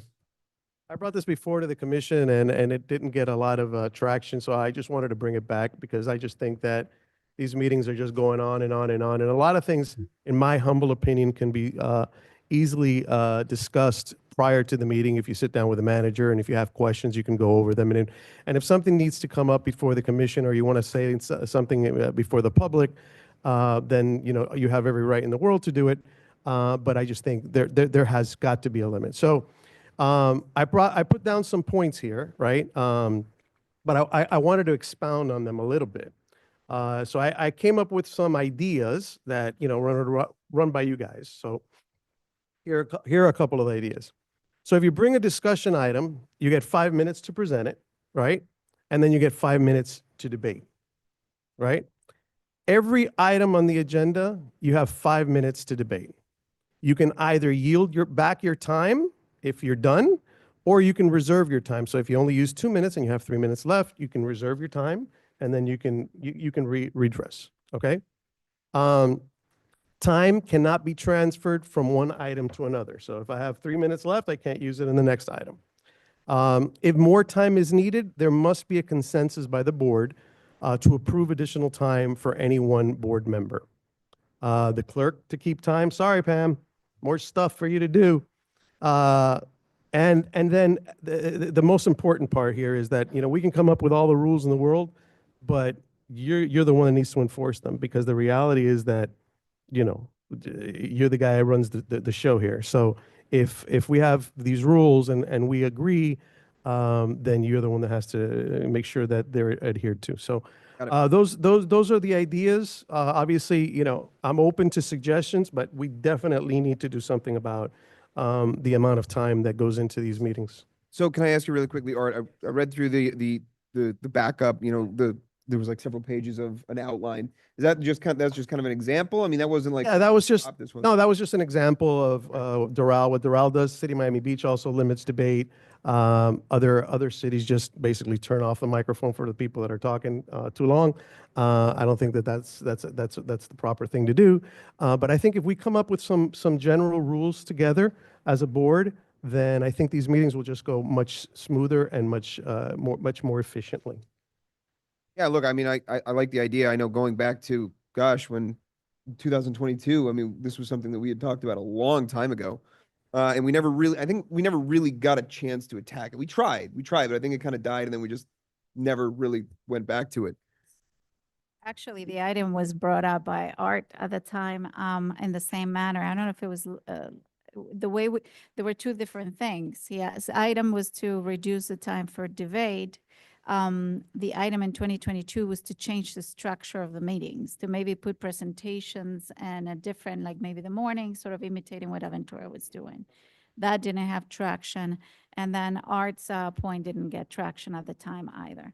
So I'm against this. I don't agree. I mean, right now we have, first, I don't like the idea of bringing Doral's code for us to imitate. We have been working on the current procedures, amending over and over for, I don't know, Brad can tell us how long they've been there. But their reference are sort of our context to work with each other, and it's worked. There's provisions for you are to put a limit on debate at any time. You can ask for the 5 minutes at any time. That's part of the resolution. Commission meeting and agenda procedures, we amended in April. In the point G, it says limitation on debate. Upon motion duly adopted by a majority of the commission, debate on any subject before the commission may be limited to 5 minutes per member of the commission, at the expiration of which the pending question will be moved to a vote. But you haven't called that, and since I've been here, except for once. Yeah, but I don't want to have to do that every time something comes up. I don't want to have to say, oh, 5 minutes, because that's basically what you're asking me to do, and I don't feel like doing that. I just think that we should just have a broad, And so the feedback at the time, for me, it's just in substance as well as in tone. I differ. Substance, because we have, that provision, and yes, because if each subject is going to differ, there's going to be things we're going to have to talk longer, and there are things that we, might be able to yield. I think that asking someone to hold us time and see how much time you have left, that was the whole point of having the opportunity to ask for more time, or actually prevent more time if you feel that item is lighter. I think we've had a lot of conversations that have been faster, and a lot of conversations have been longer. That's what we're here for. Debate, vote. So if the idea is just to limit the debate before it goes into an ordinance, I think it's doing, disservice to the issues that might be important to have the discussions. And that's what the provision sort of is there. And the second is it's you as a mayor. You have the role to control the meeting. And it's happened, sometimes, we go and extend and everybody wants to chime in another thought, but you can put the control back into the room and say, we don't have much time, or listen, for the rest of the evening, we're going to have to reduce time for debate, or let's move an item forward and just request maybe a commissioner to reconsider if it's not urgent.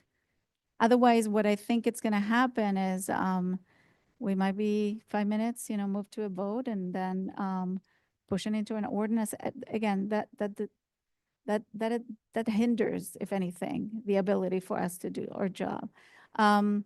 Use first the tools that we have at our advantage that haven't been used in our code, not Doral's, our code. And yes, I think, and in substance, that's what I have as a feedback, Art. Then I have and I don't think the tone is right, to be honest with you. I think you letting us know how we need to, each of us bring, ready, and you have no, authority to say that. you're welcome to your opinion, and I'm welcome to mine. I'm still talking. I'm And that's answering it. No, but that's what I'm saying. So I think the idea here is that it doesn't turn into, come prepare and not prepare. That's part of what we do, whether you are agreeing or not with the style. And believe me, I don't agree with everybody's style that's sitting here. But that's what we do. We come forward in each our ways and we debate. And then we vote. We have provisions in place. We have a mayor in place. I think you can ask, the mayor, please, a point of order, never been reached. I mean, never been raised. And all of a sudden we have to imitate Durrell's code. Again, that's my idea. Me, the mayor runs the meeting. So truthfully, I mean, I understand what she's saying and I agree with Art that it's going way too much. But you run the commission. I mean, you run the commission meeting. So you're the one that determines who talks and who doesn't talk. We're supposed to be, and I haven't done it in the past and I will do it now, is go through the mayor. That's what we have to go to. You run this meeting, nobody else. And everything Art Commissioner Gonzalez is saying is true. This meetings are going on. But guess whose fault that is? That is the mayor's fault. Because you run this meeting. You determine who talks and who doesn't talk. People want to talk, they have to say point of order. We haven't been using Robert's rules, and that's what we have to be doing. So you as mayor, you run this meeting, you determine who talks and who doesn't talk. As long as you open it up to where everybody has a fair discussion on it. Yeah. But you, Sometimes be No, but competing interests. yes, but I understand, but you run the meeting, okay? That's as simple as that. That's what you're, as they say, elected mayor, but you run the meeting. So you have to determine the order of everything going. As long as you're fair to all the commissioners. But like I say, I think everything Art Gonzalez is saying is correct. The meetings are going on too long. Commissioners are talking too long. But the problem is, you're the mayor. I actually, You're the chairperson of. if I can say, we've had presentations over presentations. I mean, we've had months of a lot of presentation. I mean, we haven't been moving items if it wasn't because there have been presentations for over an hour and public comments on very high tense situations of over an hour of public comments. Of course, we're going to get to debate on discussion items and we're going to request to move items forward. So I think it can be prevented. That's all I'm saying. But I also think that, and this is where the city manager will come into the fact, I think there's just maybe I'm wrong, there's too many items on the agenda. I mean, it should be important items should be on there, and then commissioners should be able to add items. But I think it's just too much stuff is on there. Like former Commissioner Kennedy, who I have a lot of respect for, and he's smart, he had a lot of stuff on the agenda. And because he brought it onto the agenda, and I respect the commissioner that's willing to do it. But I think that's where the city manager hopefully will come in and can help decide what goes on the agenda, because the meetings are going too long. I agree with everything Commissioner Gonzalez is saying, but I also agree with you. You're responsible. You run this meeting, and you have to take control. Forgot one of the other mayors, David, I think it's David Corello that we used to have, ran, huh? Oh, yeah, run a good meeting. Same thing, Roxy would run the same good meeting because she took control. I didn't always agree with the stuff that you would do, but you run this meeting. So, you're the chairperson of this meeting and you have to take control. Commissioner? Okay, so here's my opinion on this. I do think we should, it's on. I'm losing my voice slowly but surely. It's gonna go eventually. I do think we should encourage debate, but encourage debate that is providing substance to the conversation. And there are great questions that are asked sometimes, but sometimes they're great questions that are only asked by one commissioner that the rest of the commission don't have that same question.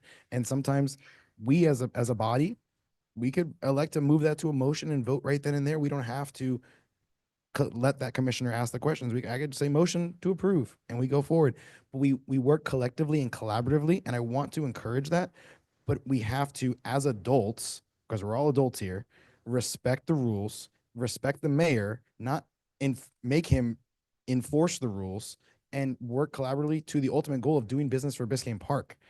I fully support Art's item here because I did install rules in the first time this was brought up. I think it was last month. I started making motions for time limits, and they weren't respected. The thing was, I'm going to ask my questions anyway, and I understand, Vero, you want to ask your questions, and I fully support that. But rules are rules, and they're for a reason. And we shouldn't. Jonathan shouldn't have to pick up that gavel. We're all adults. If we approve something by consensus, it should be respected. So something has to change. I was hoping that we could just do it and hey, I'm just gonna jump the gun here, and we get the hint, but it wasn't respected. So for me, something has to change. And the business of Biscayne Park, I am thrilled that we are actually might get out of here early, but that is not the norm in the year and a half of doing this. And in the 12 years of paying attention, that's not the norm of Biscayne Park. And if you ask any other municipality in Miami-Dade County, we are an outlier when it comes to a meeting that should last 2 hours, an hour is 4. So for me, something has to change. I'm fully supportive of trialing. I'm also fully in support of you trialing presentations in the morning. My kids aren't going to like it in the summer, but you know what? If it gets business done more efficiently, I'm in support of it. I'm always in support of efficiency. But for me, something has to change. So I'm in support of arts item. Just, I think that in morning, people have to work. People have jobs and have businesses. Other cities, and maybe I'm correct, have where they come in at 6 o'clock and they will discuss all the issues. And that by the time the 7 o'clock meeting comes in, we already know, I mean, you can't talk about your vote, but you know by 7 o'clock. There's no reason why we can't come in at 6 o'clock, discuss the issues, have our debates, and then at 7 o'clock, we can have the votes.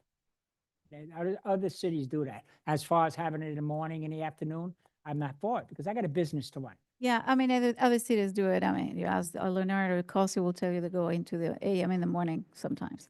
I mean, that it's a really differs by city. We have a time limit, and you can ask the attorney. I'm sure we will have some examples and they come up about, running after hours. All of them are different. I think we have provisions that we've worked on. I mean, someone put together an agenda of procedures in place. This was thought for. We just need to hold us accountable. If I'm talking too much, please help me.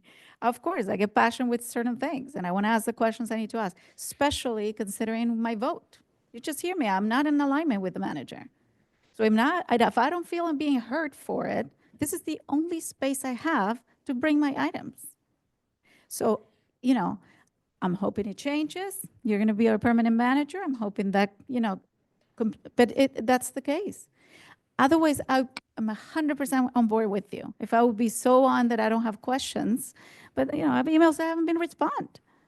So it's really a matter of if I feel comfortable with the item, you won't hear me much. I promise you. I don't. So I bring the questions now that I can openly and publicly make them available. And trust me, I encourage healthy debate. I encourage you to bring but I also encourage you to, and this is something I want to add at the end of this meeting, is to extend an olive branch to both the dissenting commissioners who didn't support Al to try to repair that relationship and to try to have those meetings. I have weekly meetings with. I used to.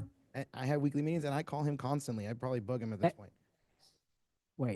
Since he was running for candidate, he has not contacted me to sit down with So me. if we're talking in about reference to respect, this is my time. I'm talking and you can definitely talk after.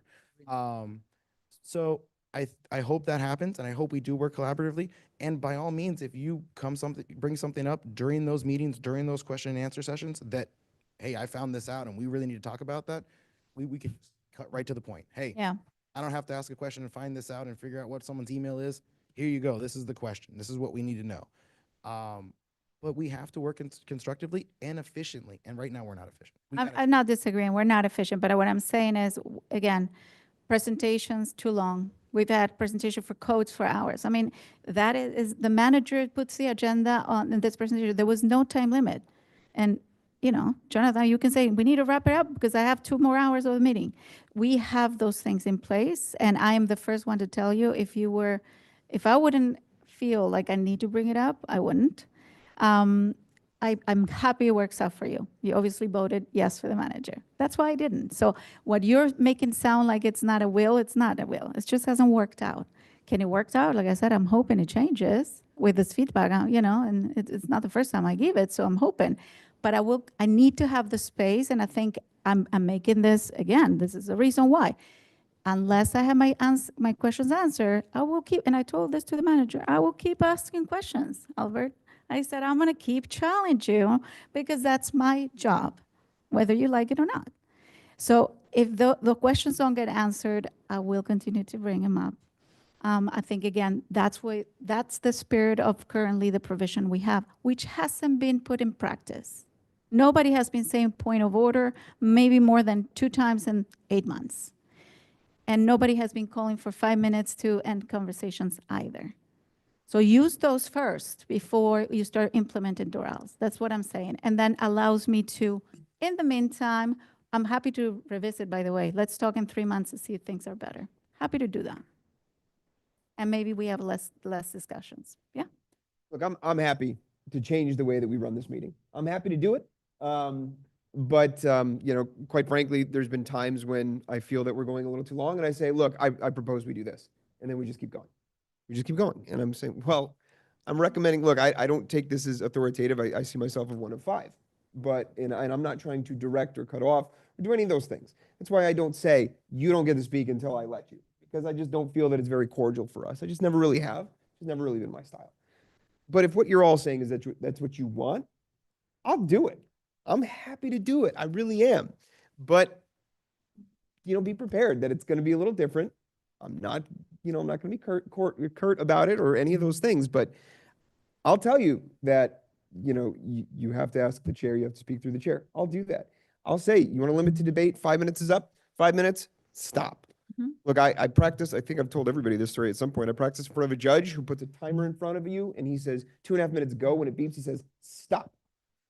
You don't get any more time. If that's what you all prefer, I'm happy to give it a shot and then see how we react to it. You know, I would like us, to the point that you've made, I would like us to start utilizing. Let's try it. It's kind of like adopting the spirit that you are asking for, Art, and saying, let's start using those time limitations and let's stick to them and see how we like it. Now, If it doesn't work, that's all right. That's okay. interrupt. That's all right. I'm just saying if it doesn't work, then we'll have to revisit it. But if that's what we feel we want to do because we want to try what Art is suggesting, and I think that it's a good idea to try it, let's try it. But let's certainly try to be respectful. I will be more gently forceful. I'm happy to do it. There you go. Assert. And I think if you know, I mean, the idea of putting time limitation on every item at the beginning, how you both did it last meeting, doesn't allow me to come and bring forward those questions. That's what I'm saying. It's not that automatically because you guys think that every topic should be 5 minutes. The way it's implemented is obviously we have debate. If debate is going nowhere, please do. Listen, I only used 3 minutes of my 5 minutes, so I'm going to use my remaining 2 minutes. And I'm just going to say, look, I think the point has been made tonight, right? And I think that, you know, in my humble opinion, we don't need to have strict rules to follow.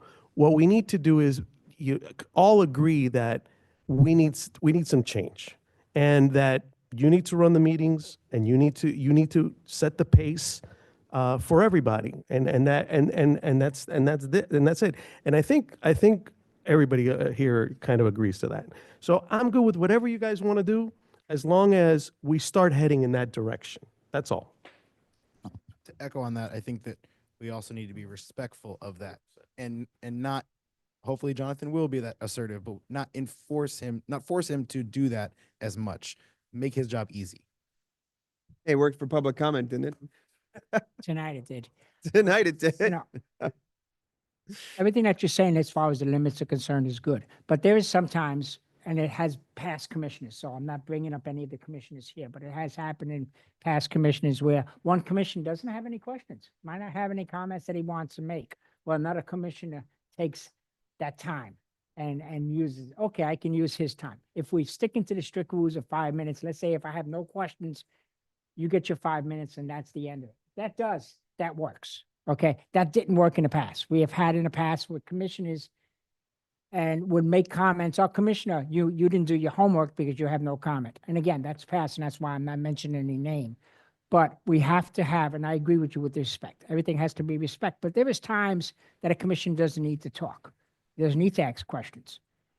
Be sure that we don't have other commissioners say, well, you must not be doing your homework because you didn't ask any questions. And then another commissioner thinking, I can take the time because, you know, he didn't take the 5 minutes. So if we stick to the rules, in that sense, I agree with you 100% on what you're doing. But we have to stick to the rules. If I don't ask any questions, that doesn't mean you get to take my 5 minutes Well then, on that. Well, then let's stick to the rules then, and this is a discussion item. So listen, Art, I agree wholeheartedly with the spirit of what you want to do. I think we should try it. I think we should be a little bit more strict, and let's go forward and let's try to be efficient. So I don't know that we should adopt this right now, but I certainly agree that we should use the tools in front of us to adopt the spirit of what you want to do. I agree. Point of order? Yes. The point of order. That if commissioners are going to be held, then the presentations definitely have to be cut down to the same amount. Well, listen, we'll do this. When the presentations come up, and we kind of did this a little bit this evening, was explain to the presenters, look, we have an agenda before us, try to be efficient. Let's try to wrap this up in a certain period of time. What's that? I was maybe suggest something that we've learned from our our manager search, that maybe we give direction to presenters. You're gonna have 10 minutes and stick to that stated goal of 10 minutes. I like that. I think that's a good idea. Yeah. Mr. Mayor, if I could. Yes, sure. So when I invite people to make a presentation, I ask them to keep it to 10 minutes. But what happens is the commission has lots of questions. Sure. And those questions go on and on and on. And the presentation may go to 30, 40 minutes. But I tell all the presenters, even staff, I say, limit it to 10 minutes. And then, but there are many questions. Right? I mean, Understood. not all presentations have been 10 minutes, right? There have been some quite extensive. And then you add the questions. I agree. It's in some- Mr. Mayor, it's not the 10 minutes that I want to hold the presentation. It's their presentation for 10 minutes. Like you said, there's a lot of questions. The questions that you're going to ask for the presentation, I don't care how long it takes, because the commission has the right to ask those questions. But I want it's the 10 minutes, and I agree with you, the 10 minutes of them making their presentation. That's it. I will be happy to be the one to remind our presenters of their time limitations. Thank you, Mr. Manager. All right, so let's go ahead. We only got 2 left, so let's see what we can do. 12B is our discussion on the ordinance for the special assessment. And Mr. Manager, this is something you placed on our discussion items, correct? So, Mr. Mayor, as you heard, this was brought to me by the attention of residents that when we were looking for money to redo our streets, they brought this to my attention. In 2015, we had this ordinance that passed, and the commission actually voted on it and passed unanimously. And I even talked to Commissioner Anderson. He was on the commission at the time, and remembered it and said, well, what happened afterwards, where there was some rumbling from some of the residents that, what impact this would. So it was never, I think the manager at the time, or whoever at the time, was told just to stand down. And I even looked in Municode to see if it was ever codified, and it was not. It is there? Okay, maybe I missed it. So it is in our ordinance. It is in Municode. But well, I just want, since it is in Municode and it is an ordinance, what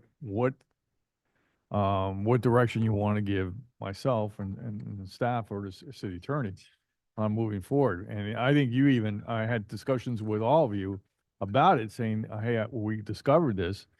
And you had reached out to the former mayor, who was, David, yes. yeah, who was on the commission at the time, to get some input for him. So that's all I put it on.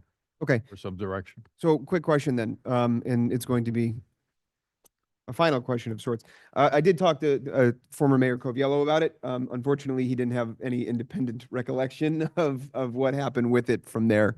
David's a really good guy. I'm in touch with him quite often. My question for you, Mr. Manager, is there a recommended path, or is a recommendation that you'd like to make to us, or is this just open-ended?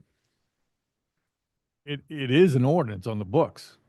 So if we're not going to follow it, or you need to take some action with respect to the ordinance, because somebody's going to come 5 years from now or 10 years from now and have the same questions. Why wasn't the village following up on this ordinance, and why weren't we taking action on it? I think we need to do something. Either we need to adhere to it, or we need to amend it.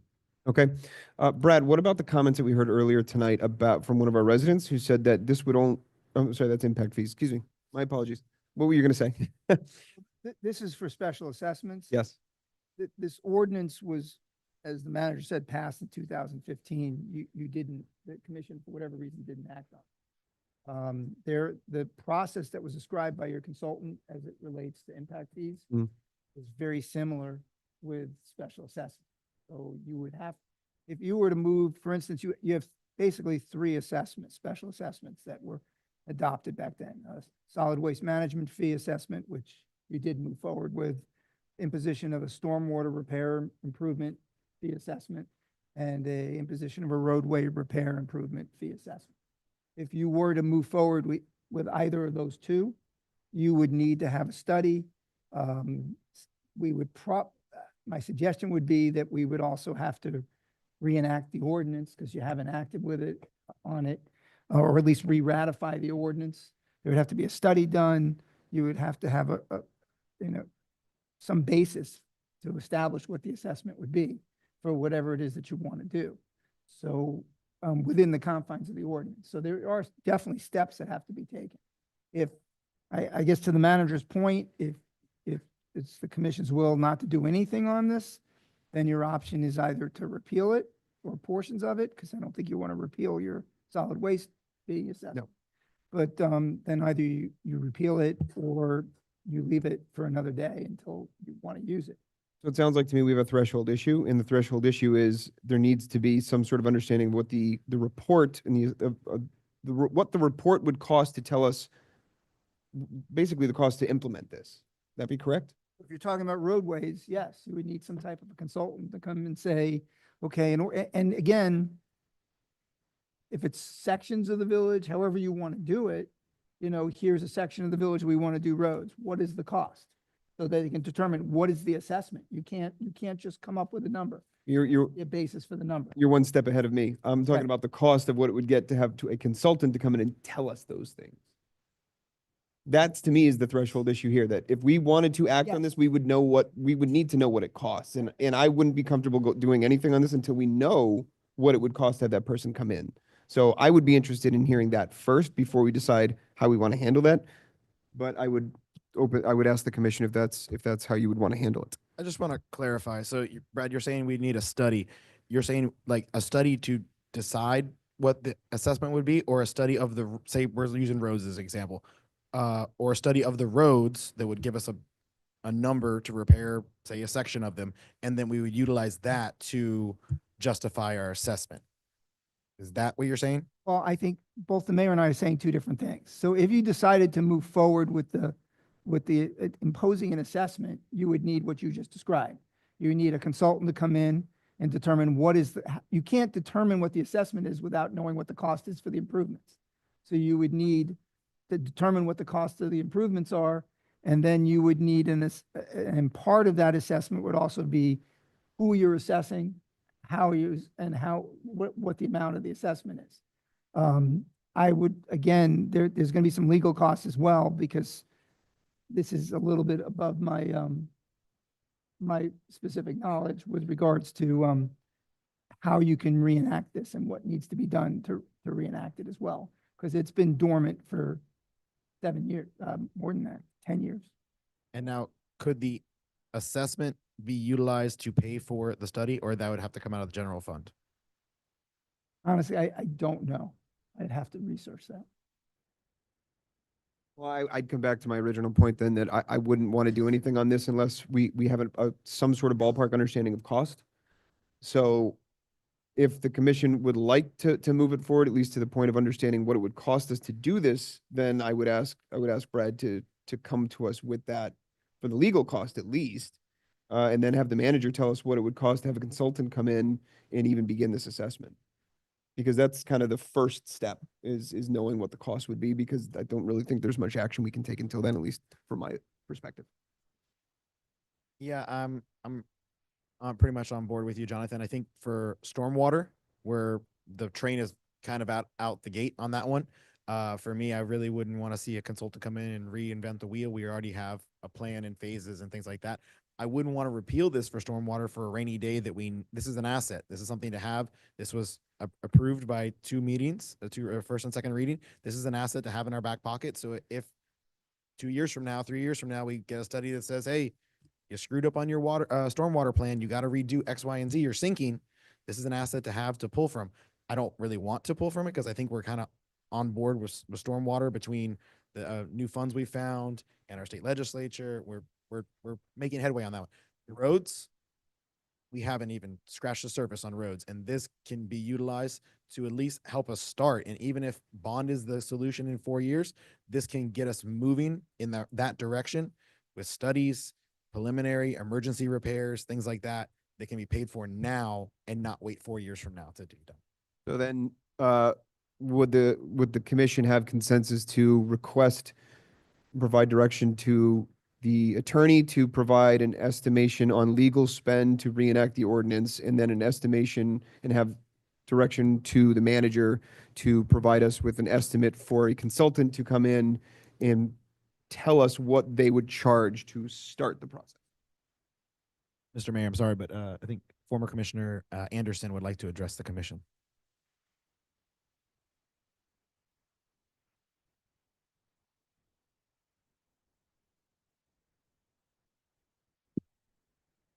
It's hot.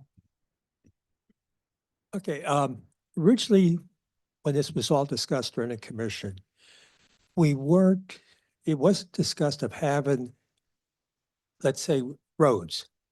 We're going to be just paving from here to here, and you're going to be assessed to that. It was discussing of having a fund. And to be assessing, we didn't come up with any dollar amounts, or was discussed. But to come up with a dollar amount that the money was put into this fund, and the only thing it could be used for is repaving roads. So when the fund built up enough, in other words, you're not assessing a high number. But when the fund built up enough where you could go ahead, let's say do a block or 2 blocks, then the money would be spent for that. Now that isn't taken away from the general budget of funding for roads. This was supplemental for it. That was the whole concept behind all of this. And like I said, it just never went anywhere. Okay. Well, appreciate this perspective, Bob. Thank you. You know, with that understanding, you know, I think that provides some additional kind of character on the item. With that said, I'd still want to know what it would cost us to kind of start the process, and I don't know that we can make any determination as to what to do without that. So I would again ask the commission if there's consensus to do direct the manager and the attorney as mentioned. Yes. Yes. Yes. Okay. I do have one other question, Sure. maybe for Al. What are the timelines like for budget season and getting this on tax assessments for this year? Is that, are we already past that? That cart's already left, so we're talking next year. So we got some time. We already missed this year. We're already into next year. Okay. Okay. Good question. Okay. All right. So we are on our final item, discussion of new business, which is setting dates for public hearing, which for resolution 2025-30. We've been presented with some dates by the clerk, I believe. So Madam Clerk, am I correct in saying that we really just need to select from our list here? Can you tell us? Yeah, and I've been informed that there's one more date that we need, one more item. Setting the millage has to be done by August 4th. So I would put that on the July. Yeah, Mayor, can I? Yes, please. Just speak up. We usually set that as a special meeting because I think there's a lot of discussion back and forth. Setting millage, you're saying? Yes. So that's just setting our maximum. Right. Preliminary maximum. Right. Set. That, I would ask that we just have a special meeting for that to set the millage. I think that's fine. I know that we do a lot of these during budget season, so we the did it more, at the end of July last year. we did it at the end of July last year? Yeah, because it has to be done after July 1st, before August 4th. Yeah. Because then you have to set your final millage within between 65 and 80 days from the setting of the preliminary maximum millage. what you're saying, Mr. Manager, is that we'd prefer not to put this on the July, a normal, regular commission meeting? You want to do this by special meeting? Yes, I would ask to do that by special. Okay, does the commission agree that we should set the initial millage rate by special meeting? That we won't address this as a regular agenda item in July. I'm fine with that. It's July or a special meeting? Special meeting, special meeting. Yes, I'm fine with that. Okay, we got that, We'll bring forth dates. for okay? planning. So this is just kind of the proposal on what you'd like to do for the dates. Does any member of the commission have any issue with any of these dates specifically, knowing that budget ones are pretty specific? Yes, I do. August 12th, budget workshop, the first one. I'm unavailable. And 12. September 23rd, Mhm. I have it. available. Excuse me, Those are conflict you have? Those are my conflicts, unavailable those 2 days. August, same thing, conflict with me. September 23 and August 12, both of you? Yeah, and especially August 26th, it's the morning time, 10 a.m. I can't do that. I can do 6 p.m. and Okay. Commissioner Amsler? I'm trying to see, so I don't know about the 10 a.m. because we usually have done it at 6 o'clock. Yep. I would have to confirm on those in the morning. I don't know that I can be part of during the morning. Where do we go? August. Okay. August. In July, do we need to specify a date now, Pamela? You can, and I'll put it out. Or if For the you special meeting, you're saying? Yeah, can do that. We might as well do it now. Do we have a date in, so. Let's see. I'm just throwing a date out there. What about July 22nd? That's a Tuesday. Yeah, no for me. It's what? I'm out of town the 19th through the 1st of August, almost the rest of the month. So Okay, what about Oh, July 17? That's a Thursday. go with July 17th. Yeah, 6 p.m. Yeah. So that's the special one to discuss millage. I'm good with that. It's good? Yeah. All right, are you just sitting back saying thumbs up the whole way? It's a long time in advance. It is. Yeah, okay.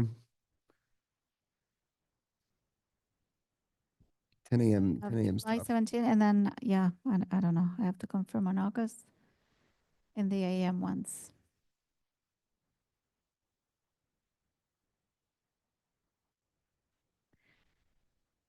So what else do you need? Can Well- we revisit on the next agenda? And so we These can are- all explore? Or we have to set them up? We need to set them up? Well, you definitely need to set up your resolution for waste tax. And that is August 5th, I think works Well, for if- everybody, right? You want to put with the budget. the waste tax on the same special meeting? Waste tax and millage on the same special meeting in July. That's fine. Yeah. Are we all right with that? Do it in July. Yeah, you could do that. You can do it in July? Okay, so that'll be waste tax, that'll be waste tax and that'll be millage. So that opens up the 5th. Is that gonna, because you have to. act- That's a regular meeting, you're right. Budget hearing. Workshop, okay. What about, Budget workshop have to be on the Tuesdays? doesn't have to be, Saturday? Saturday's tough. 10 a.m. I can't do. At 10, morning is definitely tough. What about August 14 at 6 p.m. Instead of August 12? I got 2 people that are out for August 12. What about August 14? I am good with August 14th. August 14, 6 p.m. Yeah. PM? Warning in 6 p.m. school. it School works does for me. start that day. That's the first day of school, just so everyone knows. I'm the 12th. First day of school is the Oh, 12th. but it's a busy day. It is a busy day. Backpacks, I would say school yes for now, but supplies. 6 p.m., right? Yeah, So 12. No, Right. pardon. I'm sorry. August, which? day? August 14 at 14. 6 p.m. That's the first budget. Doing our first workshop then, okay? What? 14, 6 p.m. The first budget workshop. Right, August 26th, did we have any issues with August 26th? I don't know that I can do it 10 a.m. I'd rather do it 6 10 p.m. a.m. 6 PM? Okay. PM, yes, I can do 6 p.m. And then the fiscal budget hearing dates, we got September 9, 6 PM, and then September 23rd is our final budget hearing, correct? That's final, yes? Yes, fine. And Ryan, you said you had an issue with the 23rd? Third, I'm available the 24th. How about the 24th? Can everyone do the 24th? Because that's the one where we need, if we're moving millage, we could need all 5 of us. For which one? Art's in. The second budget hearing. 24th. I wanted to pass and approve our budget and millage and everything. This one? Yeah, this one, that's set for the 23rd right now. What if we move it to the 24th at 6 PM? I'm fine with that. We can join via Zoom for that one, can we?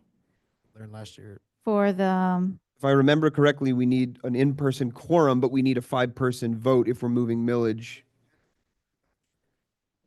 okay. I cannot vote remotely? Depending on what we do with the millage. Okay. Well, got it. Are you out of town? I might be. That's why I don't know. I can answer now, but Can we set it for that now? You can let us know if you're gonna be out of town and we can move it. yeah, so September 23rd, that's the one. Well, we were talking about doing September 24th. Yeah, so we replace September 23rd for. Yes. Okay, So tentative, that one's tentative Tentative, to make sure, because we all have to be there for that one. okay. That's true. I remember. Did everybody get all that? What's the latest that we can push that final? I think September 30th. Okay, so that, before then, we have to approve I it. believe so. It's before September 30th, correct? Midnight, September 30th. Okay. Well, we got a couple other days there that we can make it happen. Last day last year. I No, remember. hopefully not again. Okay. Does everyone, we have all that and we don't have any immediately observable conflicts. All right. And, Madam Clerk, you,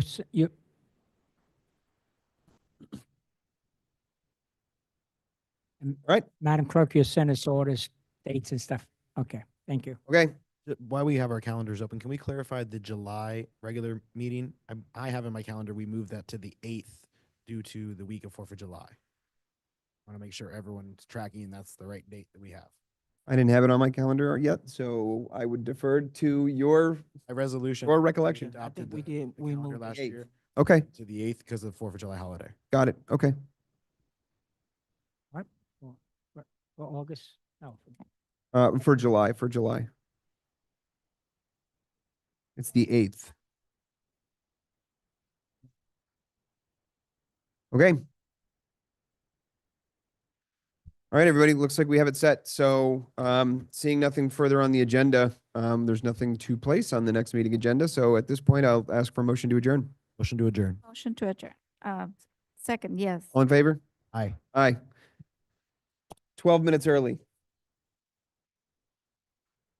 Come on. You don't need it. Don't know what to tell you.